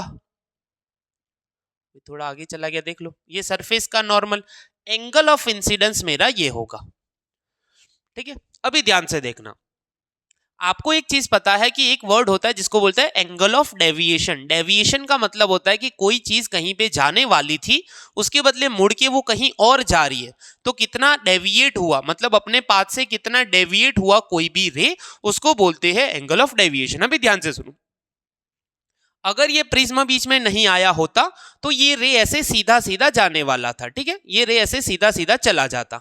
अगर ये प्रिज्म बीच में नहीं आया होता तो ये अपने स्ट्रेट पाथ पे अपना जो प्रोपोगेशन है, वो मोशन है, वो चालू रखता, ठीक है। पर अभी वो दूसरे मीडियम में एंटर कर चुका है, वो डेंसर मीडियम में एंटर कर रहा है, तो ये नॉर्मल के टूवर्ड्स बेंट होगा, यानी ये अभी ऐसे जाने लगेगा। जाने वाला था सीधा, उसके बदले मुड़ के ऐसे हो गया, मतलब नॉर्मल के साथ इस तरफ जो एंगल बना वो है एंगल ऑफ रिफ्रैक्शन, और यहां से जितना नीचे की तरफ मुड़ा वो है एंगल ऑफ डेविएशन डेल्टा 1। जाने वाला था सीधा, ऐसे मुड़ गया, तो कितना नीचे मुड़ा, ओरिजिनल पाथ से कितना नीचे आया, वो है एंगल ऑफ डेविएशन, और यहां से नॉर्मल के साथ इस तरफ एंगल ऑफ इंसिडेंस, इस तरफ एंगल ऑफ रिफ्रैक्शन। अच्छा, अभी दूसरे पाथ सीधा जा रहा था, अगर यहां ये सरफेस नहीं आया होता तो ये रे वापस सीधा सीधा सीधा जाने वाला था, पर अभी दूसरा सरफेस आया तो वो दूसरे सरफेस पे ऐसे इंसिडेंट हुआ, जैसे पहले सरफेस पे हुआ था वैसे दूसरे सरफेस पे हुआ। यहां पे मैं वापस एक नॉर्मल ड्रॉ करता हूं, अब ये दोनों नॉर्मल मेरे यहां पे आके मिल रहे, ये दूसरे सरफेस पे इंसिडेंस हुआ इतने एंगल पे, दूसरे सरफेस का नॉर्मल यहां पे इंसिडेंस हुआ। अच्छा, इसको मैं आई नाम दे सकता था, पर मैं क्या कर रहा हूं, इसको R1 बोल देता हूं और इसको मैं R2 बोल देता हूं। ये R1 है पहले सरफेस का एंगल ऑफ रिफ्रैक्शन, R2 है दूसरे सरफेस का एंगल ऑफ इंसिडेंस। जाने वाला था सीधा, उसके बदले वो दूसरे मीडियम में जा रहा है, यानी वो रेरर में बाहर निकल रहा है, तो वो सीधा जाने के बदले नॉर्मल से दूर जाने लगेगा, मतलब जाने वाला था उसके बदले नीचे मुड़ गया, यानी इतना मुड़ा, इसको बोलते हैं angle of deviation for surface 2। और नॉर्मल के साथ इस तरफ जो पूरा एंगल बना, ये नॉर्मल के साथ ये जो पूरा एंगल बना बाहर की तरफ, उसको बोलेंगे ई। ये है एंगल ऑफ इमर्जेंस, एक तरीके से बाहर निकलने के लिए नॉर्मल के साथ बाहर निकलते टाइम जो हमारा रे एंगल बना रहा है उसको बोलेंगे एंगल ऑफ इमर्जेंस। अच्छा, अभी ध्यान से देखिए, अगर ये लाइन को मैं पीछे खींचूं तो मेरा रे ओरिजिनली ये लाइन पे जाने वाला था, इनिशियली कोई भी सरफेस पे इंसिडेंट नहीं हुआ, ओरिजिनली इधर जाने वाला था, उसके बदले फाइनली इधर जा रहा है। कितनी बार मुड़ा, एक बार यहां से मुड़ा, एक बार यहां से मुड़ा, ओरिजिनली इधर जाने वाला था, एक बार ऐसे मुड़ा, एक बार ऐसे मुड़ा, फाइनली इधर जा रहा है, यानी ओरिजिनल और फाइनल पाथ के बीच का जो एंगल है उसको बोलेंगे टोटल डेविएशन एंगल। तो टोटल कितने एंगल हुए ध्यान से देख लो, पहले सरफेस पे इंसिडेंस हुआ आई, वहां से जाने वाला था सीधा नीचे मुड़ गया, तो कितना नीचे मुड़ा, डेल्टा 1, नॉर्मल के साथ इस तरफ एंगल ऑफ रिफ्रैक्शन R1, दूसरे सरफेस पे इंसिडेंट हुआ R2, वहां से सीधा जाने वाला था उसके बदले नीचे मुड़ गया, कितना नीचे मुड़ा, डेल्टा 2, और नॉर्मल के साथ पूरा जो बना E। अच्छा, अभी ध्यान से देखिए, अगर ये डेल्टा 2 है तो इस तरफ क्रॉस के इस तरफ भी क्या बनेगा, डेल्टा 2 बनेगा, ठीक है। तो यहाँ पे आपको पहला चीज है कि डायग्राम अच्छे से ड्रॉ करोगे तो ही आपका काम बनेगा। तो प्लीज इसको अगर समझ ना आए एक बार में, तो जिसको भी समझ ना आए वो बार बार इसको रिपीट करके देखना। डायग्राम ड्रॉ कर लिया तो आपका आधा काम उधर हो जाएगा। अभी मैं कुछ पॉइंट यहाँ पे लिख लेता हूँ, यानी मैं फटाफट ये वीडियो को अभी स्किप कर दूंगा, सीधा आपको पॉइंट्स देखने को मिलेंगे ताकि हम लोग सीधा डेरिवेशन दे पाए। तो चलिए, मैंने कुछ पॉइंट्स यहाँ पे ऑलरेडी लिख के रखे हैं कि consider a prism ABC having prism angle A. Ray of light is incident on first surface at angle I and refracted into prism at angle R1. Incident at first surface at angle I, refracted into prism at angle R1. अंदर refract हुआ R1 angle पे, normal के साथ R1 angle. अच्छा, मैं यहाँ पे कुछ नाम दे देता हूँ। M, ये P है, ये Q है, ये R है, ये पॉइंट को S, ये M और ये A। ठीक है। Here angle of deviation is delta 1. पहले सरफेस का angle of deviation delta 1। It is incident on second surface at angle R2 and emerges out at angle E. दूसरे सरफेस पे इंसिडेंट हुआ नॉर्मल के साथ R2 और बाहर निकला E एंगल पे, तो उसको बोलेंगे इमर्ज आउट होना, बाहर निकलना E एंगल पे। Here deviation by second surface is delta. तो चलिए अभी इसका डेरिवेशन देते हैं हम लोग। तो ध्यान से देखिए क्या करना है। From a diagram in quadrilateral, मैं पहले लिख दूं नाम इसका फिर समझा रहा हूं। AQMR क्वाड्रिलेटरल, ये वाला जिसकी 4 साइड्स हो, AQMR ये वाला क्वाड्रिलेटरल, ये वाला AQMR। अभी आपको एक चीज दिख रही है कि Q और M, ये सरफेस वाला लाइन और ये QM वाली लाइन, ये एक दूसरे के नॉर्मल है, यानी यहां 90 है, यहां 90 है। क्वाड्रिलेटरल के 4 एंगल का सम 360 होता है। ये दोनों का 180 हो गया, तो बाकी कितने बचे? A प्लस ये ऊपर वाला A और ये नीचे वाला ये QMR, एक ये और एक ये, दोनों का सम मिला के क्या बनेगा? दोनों का मिला के बनेगा 180। A और QMR यानी ये ऊपर वाला और ये नीचे वाला, ये दोनों का मिला के बनेगा 180। क्वाड्रिलेटरल में ये दोनों 90, यानी यहां से ये 90, यहां से मैंने इधर ड्रॉ किया, यहां से 90, ये 90 180 हो गया, बाकी दोनों का क्या बचा? 180। क्वाड्रिलेटरल एग्जाम में ड्रॉ करने की जरूरत नहीं है। ठीक है। In a triangle QMR। अच्छा, अभी सिर्फ आप लोग ये ट्राइंगल को देखिए, सिर्फ ये ट्राइंगल को देखिए, नीचे वाले ट्राइंगल को देखिए, उसमें 3 एंगल है, R1 प्लस R2 प्लस ये QMR, R1 plus R2 plus QMR, ये तीनों मिलके भी क्या होंगे? ट्राइंगल के तीनों का क्या है? 180। क्वाड्रिलेटरल में ऊपर वाला नीचे वाला मिलके 180, ट्राइंगल में तीनों मिलके 180। तो कंपेयर 1 और 2 कर लीजिए आप, कंपेयर 1 और 2 कर लीजिए। तो एक और दो को कंपेयर करेंगे तो ये QMR दोनों में है, 180 दोनों में है, तो ये जो A है वो किसके बराबर होगा? R1 plus R2। A is equal to R1 plus R2। एक रिलेशन हमारे पास ये निकल के आया, A is equal to R1 plus R2। अच्छा, अभी इसकी क्या जरूरत है? तो आगे जाके जरूरत पड़ेगी। ठीक है। अच्छा, फिर लिखेंगे नाउ फ्रॉम अ डायग्राम। देखो, डायग्राम के अंदर 2 क्रॉस बन रहे, एक क्रॉस बन रहा है इधर, ये नॉर्मल वाली लाइन और ये रे का जो ओरिजिनल पाथ है वो लाइन। इस साइड I है, इस साइड डेल्टा 1 प्लस R1 है, तो मैं इसको लिखूंगा I is equal to delta 1 plus R1। तो यहां से मैं डेल्टा 1 क्या निकालूंगा? I minus R1, equation 4। चलिए, दूसरा क्रॉस कहां पे बन रहा है? दूसरा क्रॉस इधर बन रहा है, ये नॉर्मल वाली लाइन और ये जो फाइनल पाथ है वो लाइन, डेल्टा 2 प्लस R2 है और इस तरफ पूरा क्या है? E is equal to delta 2 plus R2, E is equal to delta 2 plus R2। तो डेल्टा 2 को सब्जेक्ट बना लो, E plus R2, equation number 5। Delta 1, ये दोनों I is equal to delta 1 plus R1, E is equal to delta 2 plus R2। अच्छा, अभी दोनों के ऊपर से क्या करेंगे? नाउ टोटल डेविएशन, सबको पता है जो टोटल डेविएशन है आपका, टोटल डेविएशन वो है डेल्टा 1 प्लस डेल्टा 2, यानी जो टोटल डेविएशन, एक बार डेल्टा 1 हुआ, दूसरी बार डेल्टा 2 हुआ, total deviation delta 1 plus delta 2। Delta 1 क्या है? I माइनस R1, डेल्टा 2 क्या है? E plus R2, sorry E minus R2 आएगा ना इधर, E माइनस R2। चलो, क्या बनेगा इधर? क्या बनेगा? I प्लस E को मैं इधर लिख लेता हूं, माइनस R1 माइनस R2। अच्छा, I प्लस E, यहां से मैं माइनस कॉमन निकाल लेता हूं, R1 plus R2। I plus E, R1 plus R2 किसके बराबर? A के बराबर। तो I plus E minus A, ये हो गया prism equation. This is called prism equation. ये क्या बन गया आपका? Prism equation. अच्छा 2 मार्क्स में यहाँ तक बोर्ड में पहले क्वेश्चन आ भी चुका है और वापस आ भी सकता है, ऐसा कोई जरूरी है नहीं। तो आ गया तो एक बार दूसरी बार नहीं आएगा। यहाँ तक का है प्रिज्म इक्वेशन। अभी आगे क्या है कि मिनिमम डेविएशन के केस में आपको n21 जैसा कुछ फॉर्मूला निकालना है और एक थिन प्रिज्म के लिए निकालना है। तो मैं साइड पे हट जाता हूँ क्योंकि हमें थोड़ी जगह यूज करनी है। चलिए अभी उसके बाद फॉर मिनिमम डेविएशन,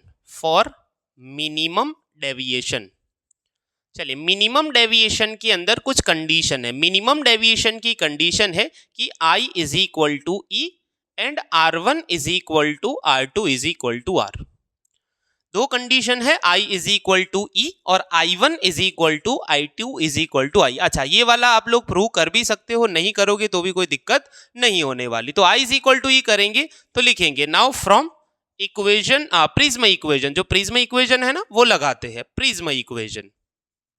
तो जो हमारा प्रिज्म इक्वेशन है delta is equal to I plus E minus A. अगर मुझे मिनिमम डेविएशन मिल रहा है डेल्टा मिनिमम, तो आई और ई दोनों सेम हो जाएगी। तो मैं आई ई की जगह भी लिख देता हूं आई माइनस ए। डेविएशन जब मिनिमम मिलेगा तो ई और आई दोनों सेम होंगे, तो ई की जगह आई लिखा। तो डेल्टा मिनिमम मेरा क्या हो जाएगा 2i माइनस ए। अच्छा ए को इधर लाओ तो 2i एक तरफ बचेगा, डेल्टा मिनिमम प्लस ए। तो मैं आई को सब्जेक्ट बना लूं, ए प्लस डेल्टा मिनिमम मैं लिख देता हूं और डिवाइड बाय क्या हो जाएगा 2।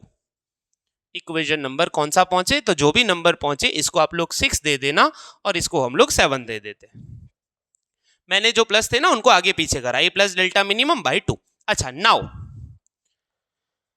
ये इक्वेशन देखो, equation 3 from equation 3 A is equal to R1 plus R2।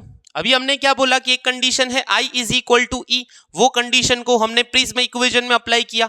दूसरी कंडीशन है R1 is equal to R2 is equal to R, यानी जो R1 R2 दोनों सेम है तो A is equal to R plus R, तो ये क्या हो जाएगा 2R। तो R इज इक्वल टू क्या A बाई 2। यानी हमने ये दोनों कंडीशन, एक condition I is equal to E यहां पे लगाई, R1 is equal to R2 is equal to R यहां पे लगा के हम लोग I और R लेके आ गए। नाउ स्नेल्स लॉ लगाओ, स्नेल्स लॉ लगाते हैं। स्नेल्स लॉ क्या है, n1 sine I is equal to n2 sine R, n2 sine R। अच्छा n1 साइन I कितना, साइन I कितना है ये वाला, a plus delta minimum by 2 is equal to n2 sine R कितना है a बाई 2, R कितना है a बाई 2। अच्छा मैं n2 अपॉन n1 एक साइड कर लेता हूं, n2 अपॉन n1 मेरा क्या बन जाएगा n21, और इस साइड ये जो है ये साइन a बाई 2 इसके नीचे आएगा, तो ये बनेगा sine a plus delta minimum by 2 upon sine a by 2। तो मिनिमम डेविएशन के केस में n21 यानी refractive index of a prism n2 का फॉर्मूला निकालना है, तो आपको क्या लिखना पड़ेगा n21 is equal to sine a plus delta minimum by 2 upon sine a by 2। तो ये कंडीशन आएगी मिनिमम डेविएशन में, पर याद रखना है I is equal to E और R1 is equal to R2 is equal to R होगा। तो वो I is equal to E वाला प्रिज्म इक्वेशन में लगाना है, R1 is equal to R2 is equal to R वाला यहाँ पे लगाना है। तो अभी मैं साइड में हट जाता हूं, हमें और एक कंडीशन निकालनी है थिन प्रिज्म के लिए। किसके लिए, थिन प्रिज्म के लिए। चलिए लास्ट हमारी एक और कंडीशन है फॉर थिन प्रिज्म, पतले प्रिज्म के लिए क्या होगा। अच्छा मैंने आपको बोला था कि प्रिज्म थिन होने का मतलब है कि कोई भी चीज मतलब थिन है तो मतलब उसके अंदर जो सारे एंगल होंगे ना वो बहुत छोटे छोटे होंगे। यानी यहाँ पे for thin prism sine can be neglected in equation. अच्छा इक्वेशन हमने नंबर यहाँ 7 दिया था, इसको 8 दे देना, इसको 9 दे देना। इन इक्वेशन 9 एंगल छोटे है, थिन प्रिज्म का मतलब है एंगल छोटे है तो साइन को निग्लेक्ट करो। तो ये क्या बनेगा n21 is equal to, sign तो हट गया, a plus delta minimum by 2 और नीचे क्या बनेगा a बाई 2। अभी हम लोग ये दो को कैंसिल कर सकते हैं। देखो जब साइन है ना ऊपर नीचे तो कोई कैंसिल मत कर देना, ठीक है। कोई ऐसा तो नहीं है ना साइन साइन कैंसिल कर दो, मत करना, ठीक है। साइन साइन है तब तक कुछ कैंसिल नहीं होगा, जब साइन हट गया तो ये बाई डिवाइड बाई 2 कैंसिल होगा। अभी क्या बचेगा n21 is equal to a plus delta minimum upon a। अच्छा ये a को दोनों के डिनोमिनेटर में लिखो, n21 is equal to a by a plus delta minimum by A. अच्छा, ए बाय ए क्या होगा? 1 होगा। n21 is equal to 1 plus delta minimum upon A. अच्छा, इसको क्या करना है? हमें निकालना है डेल्टा मिनिमम। 1 को इधर लाओ, n21 minus 1 is equal to delta minimum upon A, और ये ए को पूरे के साथ मल्टीप्लाई में ले जाओगे तो फाइनल आंसर मिलेगा आपको a इंटू n21 माइनस 1। ये मिला थिन प्रिज्म के लिए मिनिमम डेविएशन एंगल। तो एग्जाम के अंदर अगर मान लो कि 4 मार्क्स का क्वेश्चन आता है कि आपको बोला हो प्रिज्म इक्वेशन, अगर मान लो, देखो कभी कभी ऐसा बोलता है ना कि प्रिज्म इक्वेशन ये है, उसके ऊपर से आप लोग मिनिमम डेविएशन की कंडीशन और थिन प्रिज्म निकालो, तो आपको फिर सीधा यहां से चालू करना पड़ेगा। और अगर मान लो कि बोला हो प्रिज्म इक्वेशन निकालो और उसके ऊपर से फिर कंडीशन बताओ, तो जितना मैंने अभी पूरा यहां तक लिखा वो सारा आपको लिखना पड़ेगा। तो एग्जाम में क्वेश्चन आए तो इतना लिखोगे, पूरे मार्क्स मिल जाएंगे। चलिए, हमारा जो नेक्स्ट क्वेश्चन है वो है सिंपल माइक्रोस्कोप। ये वाला क्वेश्चन 2023 की बोर्ड की एग्जामिनेशन के अंदर पूछा गया था 2 मार्क्स के अंदर, क्योंकि इसके अंदर टोटल 2 केसेस है। एक केस अगर पूछे तो 2 मार्क्स में आएगा, दोनों केसेस अगर पूछे जाते हैं तो 4 मार्क्स में आएगा। हम लोग दोनों करेंगे, जो भी एग्जाम में आए पूरा है तो पूरा लिखना है, या फिर कोई पर्टिकुलर केस पूछा हो तो वही आपको लिख के आना है। तो देखो, सिंपल माइक्रोस्कोप क्या है? Simple microscope is made of 1 convex lens. Simple और कंपाउंड में फर्क ही ये है कि सिंपल में 1 लेंस होता है, कंपाउंड में 2 होते हैं। It is used to see the magnified images of small object. Magnified का मतलब बड़ी इमेज देखने के लिए यूज किया जाता है। तो देखो, मैंने सिंपल क्या करा है कि जैसे आपको नॉर्मल एक चीज पता हो कि अगर मैं लेंस के सामने किसी ऑब्जेक्ट को यहां पे रखता हूं तो पहले एक रे जो पैरेलल आएगा वो फोकस में से पास होगा, दूसरा ऑप्टिकल सेंटर से निकल के मुझे इधर इमेज दे देगा। यानी लेंस जो जनरल इमेज बनाता है वो बनाता है रियल एंड इन्वर्टेड। पर अगर मैं ऑब्जेक्ट को फोकस से कम डिस्टेंस पे रखूं, यानी अंदर की तरफ रखूं, तो ये जो इमेज बनाएगा वो वर्चुअल एंड इरेक्ट इमेज बनाएगा। यानी एक रे जो ये ऑब्जेक्ट मैंने रखा ए बी फोकस से अंदर, इसका जो पहला ऑप्टिकल सेंटर वाला रे तो निकल जाएगा, पैरेक्सियल पैरेलल रे जो है वो फोकस में से पास होगा। यानी ये रेस अभी कहीं आगे जाके नहीं मिलने वाले, जितना भी आगे ले जाओ इसको पीछे खींचना पड़ेगा। पीछे खींचोगे तो यहां मिलते हुए नजर आ रहे हैं, तो यहां मिल रही है मेरी image A dash B dash. तो क्या लिखा? Consider an object A be placed in front of a simple microscope at a distance less than focal length. Focal length से कम डिस्टेंस पे एक ऑब्जेक्ट को रखा है। The virtual erect and enlarged image is formed eight near point. Near point का मतलब होता है कि यहां से जो इमेज आपको बनती हुई नजर आ रही है वो नियर पॉइंट। यानी कोई भी चीज को अगर आपको क्लियरली देखना है, जैसे आप लोग बुक पढ़ाई कर रहे हो, तो आप अगर इसको बहुत पास ले आओगे तो वो चीज आपको सही से नहीं दिखेगी, या फिर बहुत दूर ले जाओगे तो भी आपकी आंखों में क्या होगा? तनाव होगा। ठीक है, तो क्लियरली देखने का मतलब है कि जिससे आप इजीली उसको देख पाओ, वो डिस्टेंस को बोलते हैं नियर पॉइंट, और वो होता है 25। यहां पे करना क्या है? एंगुलर मैग्निफिकेशन का यहां एक फॉर्मूला डिराइव करना है। एंगुलर मैग्निफिकेशन m होता है angle subtended bye image upon angle subtended by object. यानी ऑब्जेक्ट ने सेंटर पे कितना एंगल बनाया, इमेज ने। अभी ध्यान से देखो, ये मेरा ऑब्जेक्ट है, अगर मैं इसको सेंटर से कनेक्ट करूं तो मुझे एंगल बनता हुआ नजर आ रहा है ये, और अगर वही उसी तरीके से इमेज के टॉप मोस्ट पॉइंट को मैं कनेक्ट करूं तो भी मुझे कौन सा एंगल बनता हुआ नजर आ रहा है? यही एंगल नजर आ रहा है। मतलब ये हुआ कि अगर ये दोनों एंगल सेम है तो फिर मैग्निफिकेशन 1 आ जाएगा, और मैग्निफिकेशन 1 का मतलब है कि ऑब्जेक्ट और इमेज सेम साइज के हैं, तो वो तो प्रॉब्लम हो जाएगी। तो मुझे क्या करना है कि जैसे मैंने आपने चीजों को ऑब्जर्व किया हो कि जहां पे ऑब्जेक्ट होता है वहीं पे इमेज बननी चाहिए, वहीं पे इमेज को मानना पड़ता है। यानी आप क्या करो कि इतने ही हाइट को ऑब्जेक्ट को यहां पे कंसिडर कर लो, और अभी ये जो ऑब्जेक्ट हमने कंसीडर किया उसके टॉप मोस्ट पॉइंट को यहां पे कनेक्ट करो, इसके टॉप मोस्ट पॉइंट को यहां पे कनेक्ट करो सेंटर पे, तो ये जो एंगल बनेगा ये है alpha, angle subtended by object, और इमेज का जो टॉप मोस्ट पॉइंट है जो सेंटर पे कनेक्ट हो रहा है ये पूरा एंगल बना रहा है, ये पूरा एंगल है आपका बीटा। क्लियर हुआ? तो मैं वापस समझा रहा हूं, देखो ध्यान से, ये ऑब्जेक्ट था और यहीं पे आपकी इमेज थी। ये ऑब्जेक्ट सेंटर पे कुछ एंगल बना रहा है तो इमेज भी क्या कर रहा है, उतना ही एंगल बना रहा है। तो ये नहीं चलेगा, तो मैंने क्या करा, ऑब्जेक्ट को उठा के कहाँ पे कंसिडर कर लिया, इधर। अभी जो मेरा इमेज एंगल बना रहा है वो तो यही है, पर मेरा ऑब्जेक्ट जो अभी एंगल बना रहा है वो ये छोटा है। यानी ऑब्जेक्ट जो ये ए बी डैश है, उसको अगर मैं सेंटर पे ऐसे कनेक्ट करता हूं तो यहाँ पे एंगल बन रहा है, ऑब्जेक्ट ने सबटेंड किया हुआ, और इमेज का टॉप मोस्ट पॉइंट जहां कनेक्ट हो रहा है वो इमेज ने सबटेंड किया हुआ। ठीक है, तो ये दोनों एंगल होंगे क्या मेरे, बीटा अपॉन अल्फा। अच्छा, अभी एंगल छोटे हो तो हम लोग क्या कर सकते हैं, tan beta upon tan alpha.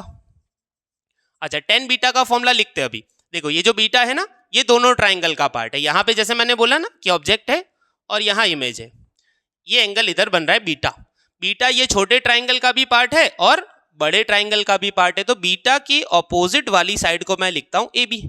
ये बीटा ऑपोजिट वाली साइड क्या है, ए बी। बीटा की ऑपोजिट क्या है, टेन बीटा में ए बी, और एडजेसेंट क्या है आपका, O B upon tan alpha. Alpha आपका ये छोटा वाला एंगल, अल्फा के सामने है ए बी डैश, पर ये जो ए बी डैश है वो किसके बराबर है, ए बी। अल्फा के सामने है ए बी डैश, पर ये जो ए बी डैश है वो किसके बराबर है, ए बी के बराबर। तो मैं इधर भी क्या लिख देता हूं, ए बी, पर इसका जो एडजेसेंट यानी नीचे वाली साइड है वो ये है, ओ बी डैश। अल्फा के ऑपोजिट ए बी डैश और ये बेस यानी एडजेसेंट क्या है, ओ बी डैश। चलिए ये कैंसल, ये आ रहा है O B dash upon O B. अच्छा, ओ बी डैश क्या है, ओ से बी डैश तक का डिस्टेंस, इमेज डिस्टेंस क्या, माइनस वी, और ओ बी ओ से बी तक का डिस्टेंस। एक्चुअल में ऑब्जेक्ट इधर रखा हुआ है, कोई गलती मत करना, एक्चुअल में इधर है, बस मानना उसको थ्योरी के लिए इधर है। एक्चुअल में ओ से बी तक का डिस्टेंस ऑब्जेक्ट डिस्टेंस है, तो वो होगा minus U. Minus V upon minus U क्या हो जाएगा, V by U. Angular magnification आ गया वी बाई यू। अभी मेरा आंसर यहाँ पे आ जाना चाहिए था। मुझे पता है कि इमेज कहाँ बन रही है, डिस्टिंक्ट विजन, डिस्टिंक्ट विजन भी बोलते हैं इसको, ठीक है, नियर पॉइंट डी के ऊपर इमेज डिस्टेंस है डी, पर उसके लिए मुझे ऑब्जेक्ट को किधर रखना पड़ेगा वो मुझे नहीं पता। जैसे मैं आपको बोलूं कि लेंस के सामने ऑब्जेक्ट को फोकस पे रखो, तो आप क्लियरली बता दो कि इमेज इन्फिनिटी पे बन रही है। या फिर मैं आपको पूछूं कि इमेज इन्फिनिटी पे बन रही है तो ऑब्जेक्ट कहाँ पे होगा, आप बोलोगे फोकल लेंथ जितने डिस्टेंस पे यानी फोकस पे। अभी मुझे पता है इमेज बन रही है डिस्टिंक्ट विजन नियर पॉइंट पे, तो ऑब्जेक्ट किधर होगा वो मुझे नहीं पता। तो अभी क्या करना पड़ेगा, नाउ लेंस इक्वेशन लगाते हैं, 1 upon V minus 1 upon U is equal to 1 upon F. सबको v से मल्टीप्लाई करो, v by V minus V by U is equal to V by F. अच्छा, ये v बाई वी तो 1 हो जाएगा, v बाई यू क्या है आपका, मैग्निफिकेशन। अच्छा, इमेज डिस्टेंस कितना है, इमेज डिस्टेंस d के बराबर, और f आपका f है, फोकल लेंथ पॉजिटिव होगी क्योंकि कौन सा लेंस है, कॉन्वेक्स लेंस है। अच्छा, डी बाई एफ को इधर लाओ, m को इधर ले जाओ, तो क्या बनेगा। अच्छा, यहाँ पे दूसरी चीज मुझे आपको ये बतानी है कि यहाँ पे आपने जो d की वैल्यू रखी है वो आपको नेगेटिव में रखनी पड़ेगी। रीजन क्या है, रीजन ये है कि इमेज आपकी लेफ्ट में बन रही है। देखो मैं आपको वैल्यू रख के फिर एक पॉइंट बताता हूँ, आपको ऑलवेज उसको याद रखना है। m इधर ले आओ एक साइड, और ये इधर माइनस डी रखना पड़ेगा। क्या रखना पड़ेगा आपको, माइनस डी रखना पड़ेगा, यानी फाइनल आंसर हो जाएगा 1 प्लस डी बाई एफ। एक चीज आप लोग याद रखो, देखो आप लोगों को अगर याद हो, लेंस इक्वेशन हो, मिरर इक्वेशन हो, जैसे लेंस इक्वेशन हमने जब डिराइव किया तो v और u को हमने प्लस, जैसे स्फेरिकल सरफेस वाला याद है ना, प्लस माइनस लेके किया था। फिर जब हम लोग न्यूमेरिकल करते हैं तो एक बार और जब वैल्यूज दी होती है उसका भी हम लोग प्लस माइनस लेते हैं। हमने यहाँ पे एक बार ले लिया इधर माइनस, ये इक्वेशन आ गया उसका। अभी ये जो d है ना वो उसकी वैल्यू है, वो वैल्यू रखी हमने कितनी, d के बराबर। तो जो वैल्यू है इमेज डिस्टेंस की वो नेगेटिव वैल्यू है, यानी वैल्यू का माइनस मैंने इधर ऑलरेडी लगा के रखा है, मतलब ऑलरेडी लगा दिया है। यानी मेरा आंसर जो आ रहा है, अभी मुझे क्या करना है, याद रखो, ये टिप याद रखो कि इसके अंदर ऑलवेज पॉजिटिव लेनी है, ऑलवेज पॉजिटिव वैल्यूज रखनी है आपको। जब भी आप न्यूमेरिकल करो तो आपको ये वैल्यू सारी पॉजिटिव रखनी है। ये टिप बहुत लोग भूल जाते हैं कि मैग्निफिकेशन में है ना प्लस माइनस, यानी आप लोग बोलते हो कि इमेज लेफ्ट में बन रही है तो फिर इसकी जगह -25 रखना पड़ेगा। वो अभी माइनस नहीं रखना, आपने ऑलरेडी इसका माइनस रख दिया है इधर, ये वैल्यू का माइनस आ चुका है। तो आपको अभी जब न्यूमेरिकल करना है तो ये वैल्यू प्लस में ही रखनी है, एफ को भी प्लस में ही रखना है। तो ये ऑलवेज याद रखना, वैल्यू में प्लस माइनस रखना होता है वो सही है, पर हमने एक बार तो लगाया था जो इक्वेशन में लगाते हम लोग, ऑलवेज थ्योरी में में लगाते इक्वेशन के अंदर v और u को प्लस माइनस लेके ही इक्वेशन निकाला। अभी जब वैल्यू रखी हमने v की, उसको भी ऑलरेडी एक माइनस यूज कर लिया, तो फाइनल आंसर हमारा जो आएगा उसमें अभी जब वैल्यू रखेंगे न्यूमेरिकल में तो पॉजिटिव वैल्यू लेके चलने, यानी जब d डिस्टेंस पे इमेज बन रही हो तो मैग्निफिकेशन आएगा 1 + d/f। चलिए हमारा जो केस नंबर 2 है, केस नंबर 2 जो है हमारा इमेज एट इन्फिनिटी। अभी इन्फिनिटी पे इमेज बन रही है तो एक चीज तो पक्की है कि ऑब्जेक्ट को फोकस पे रखना है। ऑब्जेक्ट को मैंने ए बी को कहां पे रखा है, फोकस पे, यानी फोकल लेंथ जितने डिस्टेंस पे। एक रे सीधा ऑप्टिकल सेंटर से निकल जाएगा ऐसे, दूसरा फोकस से निकलेगा। अभी फोकस से जब निकला, मतलब फोकस पे जब ऑब्जेक्ट रखो तो ये रेज ना तो आगे जाके मिलेंगे ना तो पीछे मिलेंगे, यानी इमेज इन्फिनिटी पे बन रही है। पर मैंने आपको एक चीज बताई कि चीजों को क्लियरली देखने के लिए उसको मानना पड़ता है डिस्टिंक्ट विजन, नियर पॉइंट, यानी मुझे अभी भी इमेज को कहां मानना पड़ेगा, डी के ऊपर। इमेज को कहां मानना पड़ेगा, डी के ऊपर। अभी वापस यही चीज exactly, consider an object A be placed in front of simple microscope at a focus virtual erected and large image is formed at infinity. रखा फोकस पे, इन्फिनिटी पे इमेज बन रही है। एंगुलर मैग्निफिकेशन का फॉर्मूला एज इट इज यही आएगा। उसके लिए मैंने क्या बोला कि इमेज का टॉप मोस्ट पॉइंट यहां पे एंगल बना रहा है बीटा, ऑब्जेक्ट का भी उतना ही बना रहा है, तो उसके लिए ऑब्जेक्ट को यहां पे कंसीडर करो, यानी ऑब्जेक्ट इमेज दोनों को डी पे कंसीडर करो, इसको कनेक्ट करो सेंटर के साथ। अभी जो ऑब्जेक्ट एंगल बना रहा है वो ये बना रहा है, एग्जैक्टली यहां तक सेम आएगा। एग्जैक्टली कुछ भी नहीं करना है, एग्जैक्ट डायग्राम बदलना है। फोकस पे ऑब्जेक्ट इन्फिनिटी तक जा रहा था, उसको भी वापस किधर मानना है, डी पे मानना है। अभी सुनो, जैसा मैंने आपको बोला कि लास्ट टाइम यहां तक आया, फिर हमने बोला कि मुझे इतना तो पता है कि हमारा जो इमेज बन रहा है वो डी पे बन रहा है, पर उसके लिए ऑब्जेक्ट को किधर रखना पड़ेगा वो मुझे नहीं पता था, तो उसके लिए मैंने लेंस इक्वेशन की मेथड से प्रूव किया। इसमें मुझे क्लियरली पता है कि ऑब्जेक्ट किधर रखना है, यू मुझे पता है किधर रखना है, फोकस के ऊपर, यानी फोकल लेंथ जितना डिस्टेंस। इमेज भले इन्फिनिटी पे बन रही हो पर मुझे कहां पे मान के चलना है, डी के ऊपर, यानी यहां पे m = इमेज बन रही है डी पे, ऑब्जेक्ट को रखना है फोकल लेंथ जितने डिस्टेंस पे। ये वैल्यूज को मैं ऑलरेडी नेगेटिव ले लेता हूं, ध्यान से सुनो। ऑब्जेक्ट डिस्टेंस फोकल लेंथ जितना है, ये फोकल लेंथ आप मत बोलना कि कॉन्वेक्स में तो पॉजिटिव आती है तो f को नेगेटिव क्यों लिया। ये value of object distance f के बराबर है, उसकी वैल्यू f है, पर लेफ्ट में है तो वो माइनस आएगा। और इमेज इन्फिनिटी पे बन रही है ऐसा मान के चलना है, पर उसको देखने के लिए क्लियरली कहां कंसीडर करना है, d के ऊपर, तो उसकी वैल्यू d है, लेफ्ट में है तो -d, तो ये आंसर आ गया d/f। सिंपल, तो करना कुछ भी नहीं है, सिंपल जैसा मैंने बोला एंगुलर मैग्निफिकेशन निकालना है। पहले केस में मैग्निफिकेशन m कहां से निकालना है, लेंस इक्वेशन लगा के सबको v से मल्टीप्लाई करके। ध्यान ये रखना है उसमें ऑब्जेक्ट डिस्टेंस का कोई रोल था वो कैंसिल हो गया था, उसमें आता था 1 + d/f। ये वैल्यूज है, ये इमेज डिस्टेंस की वैल्यू d के बराबर है, ऑब्जेक्ट डिस्टेंस की वैल्यू f के बराबर है, माइनस हमने ऑलरेडी लगा दिया। तो इसमें भी ये टिप फॉलो करना कि वैल्यूज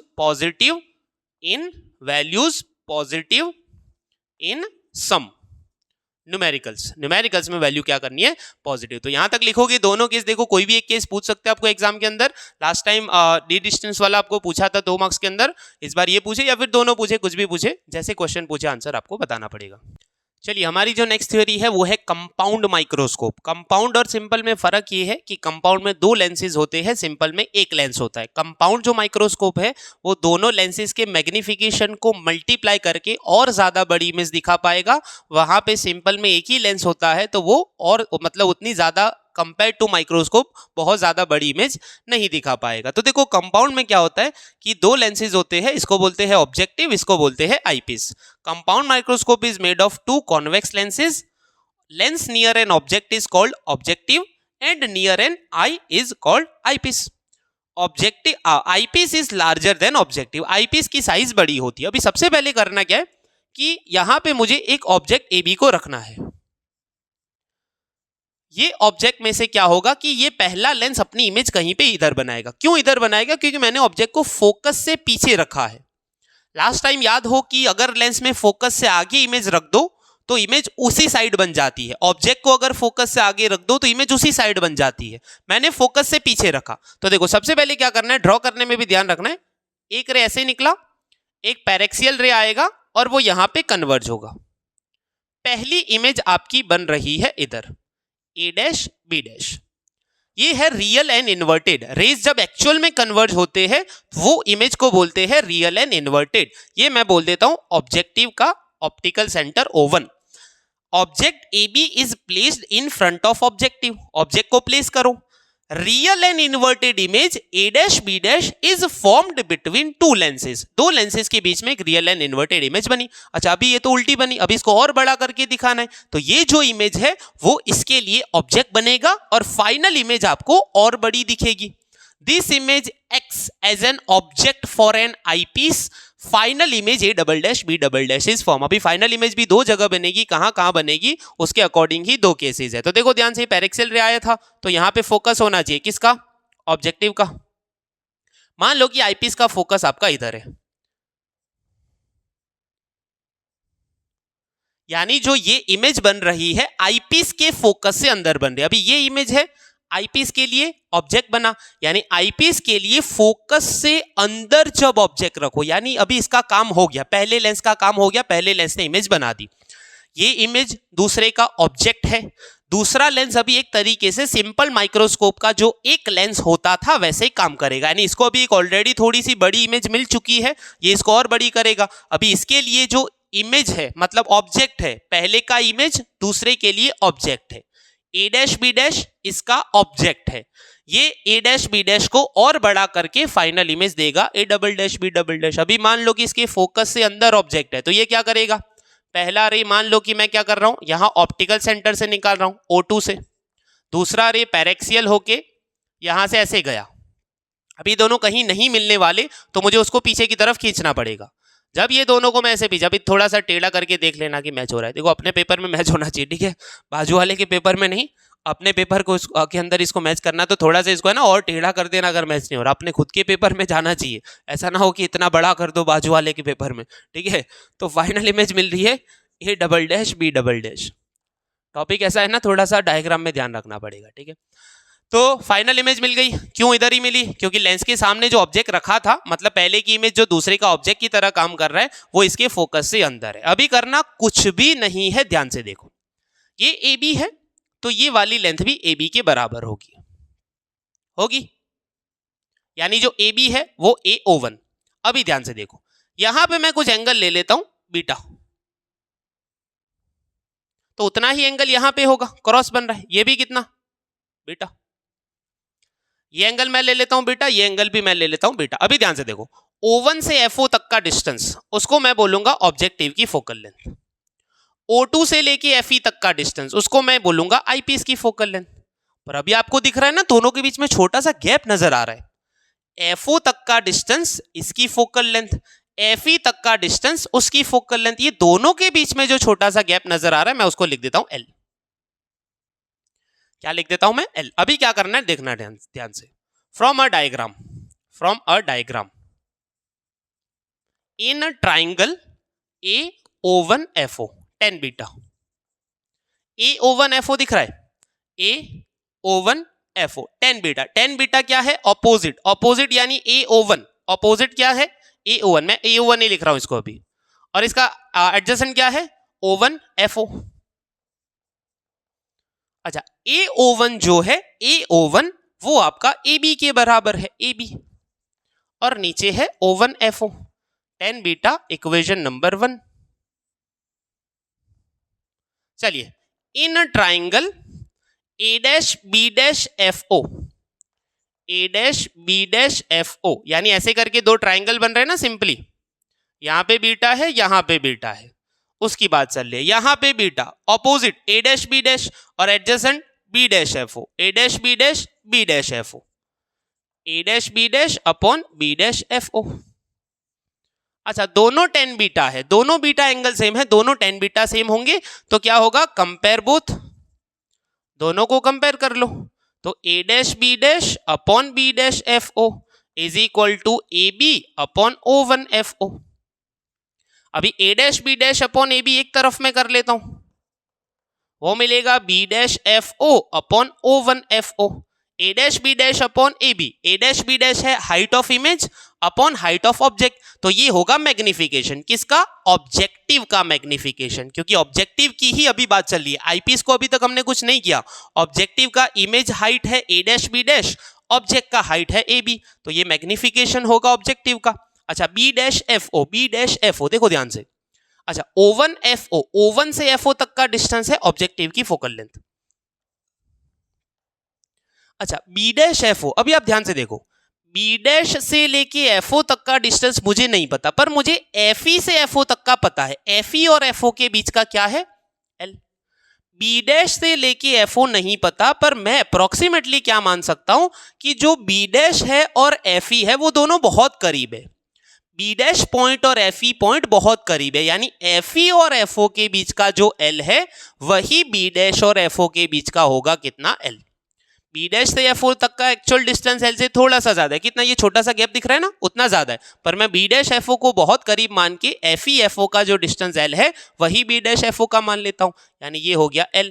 इसको मैं ऐसे भी लिख सकता था HI अपॉन HO या फिर VO अपॉन UO। तो मेन फॉर्मूला हमें ये मिला, ऑब्जेक्टिव का जो मैग्निफिकेशन है L बाई FO। आप सिंपल इसको A डैश B डैश है ना, इसके लिए HI अपॉन HO भी लिख सकते हो, VO अपॉन UO, जो नॉर्मल लेंस का मैग्निफिकेशन था ना वो भी लिख सकते हो, पर अभी ये केस में क्या आएगा, L बाई FO।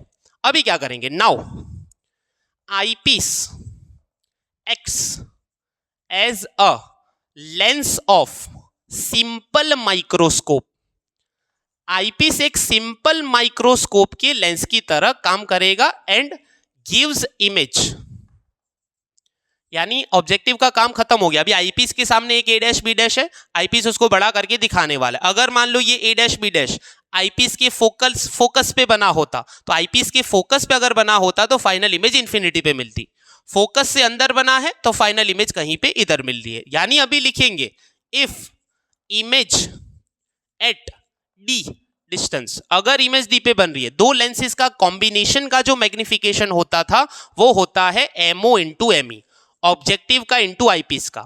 ऑब्जेक्टिव का तो ये आ गया अभी L बाई FO, ऑब्जेक्टिव का तो क्या आ गया, अच्छा कैमरा थोड़ा सा हिल रहा है देख लेना, ऑब्जेक्टिव का है L बाई FO।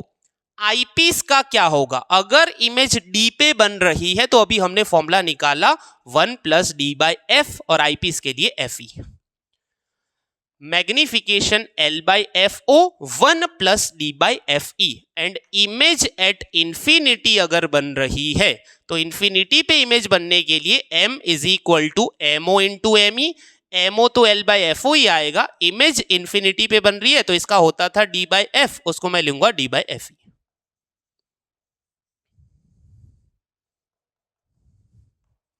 इसमें भी टिप याद रखना, वैल्यूज पॉजिटिव इन सम्स, वैल्यूज पॉजिटिव इन सम्स, कोई भी वैल्यू कभी भी नेगेटिव नहीं लेनी। तो सिंपल ऑब्जेक्टिव का आप लोग 10 बीटा 10 बिट से बहुत सिंपल है, 10 बीटा करके निकाल लो आप लोग ऑब्जेक्टिव का L बाई FO, बस इन आईपीस का उससे मल्टीप्लाई होना है क्योंकि दो लेंसेज के कॉम्बिनेशन का होता है M1 इंटू M2। तो आईपीस अगर फाइनल इमेज डी पे बना रहे तो उसका 1 plus D by FE, infinity पे बना रहे तो डी बाई FE। एग्जाम में इतना लिखोगे तो पूरे मार्क्स मिल जाएंगे। तो यहाँ पे हमारा डे 8 आज का खत्म होता है। आई होप कि आपने लेक्चर को अच्छे से एंजॉय किया होगा। टोटल हमारी 56 थ्योरीज खत्म हो गई। नेक्स्ट लेक्चर में हम लोग आगे की 7 थ्योरीज को देखेंगे। तो जैसा मैंने आपको बोला था कि 10 दिन में शायद खत्म ना हो, तो 1-2 दिन ज्यादा भी हम लोग लेके मोस्ट इंपॉर्टेंट थ्योरीज हम लोग खत्म करेंगे। 70 का टारगेट था, पर वो टारगेट हमारा अभी बदल के 80 लेके गया हूं मैं आपके लिए। मुझे अगर ऐसा होता कि मतलब फटाफट खत्म कर दूं तो मैं 70 पे अटक जाता, खत्म कर देता, पर मैं ये नहीं चाहता। मैं पहले भी बोल चुका हूं कि कोई थ्योरी बाहर की आ जाए और आप लोग ना लिख पाओ, इसलिए मैंने 7-8-10 थ्योरीज ऑलरेडी बढ़ा दी है। तो आपके लिए क्या हो गया कि अभी 10 थ्योरी ज्यादा करनी है, पर अभी टाइम बहुत है, 20-25 दिन है, तो आप लोग इसको इजीली कर सकते हो। तो मिलते हैं नेक्स्ट क्लास में, तब तक के लिए पढ़ाई करते रहो। Thank you very much.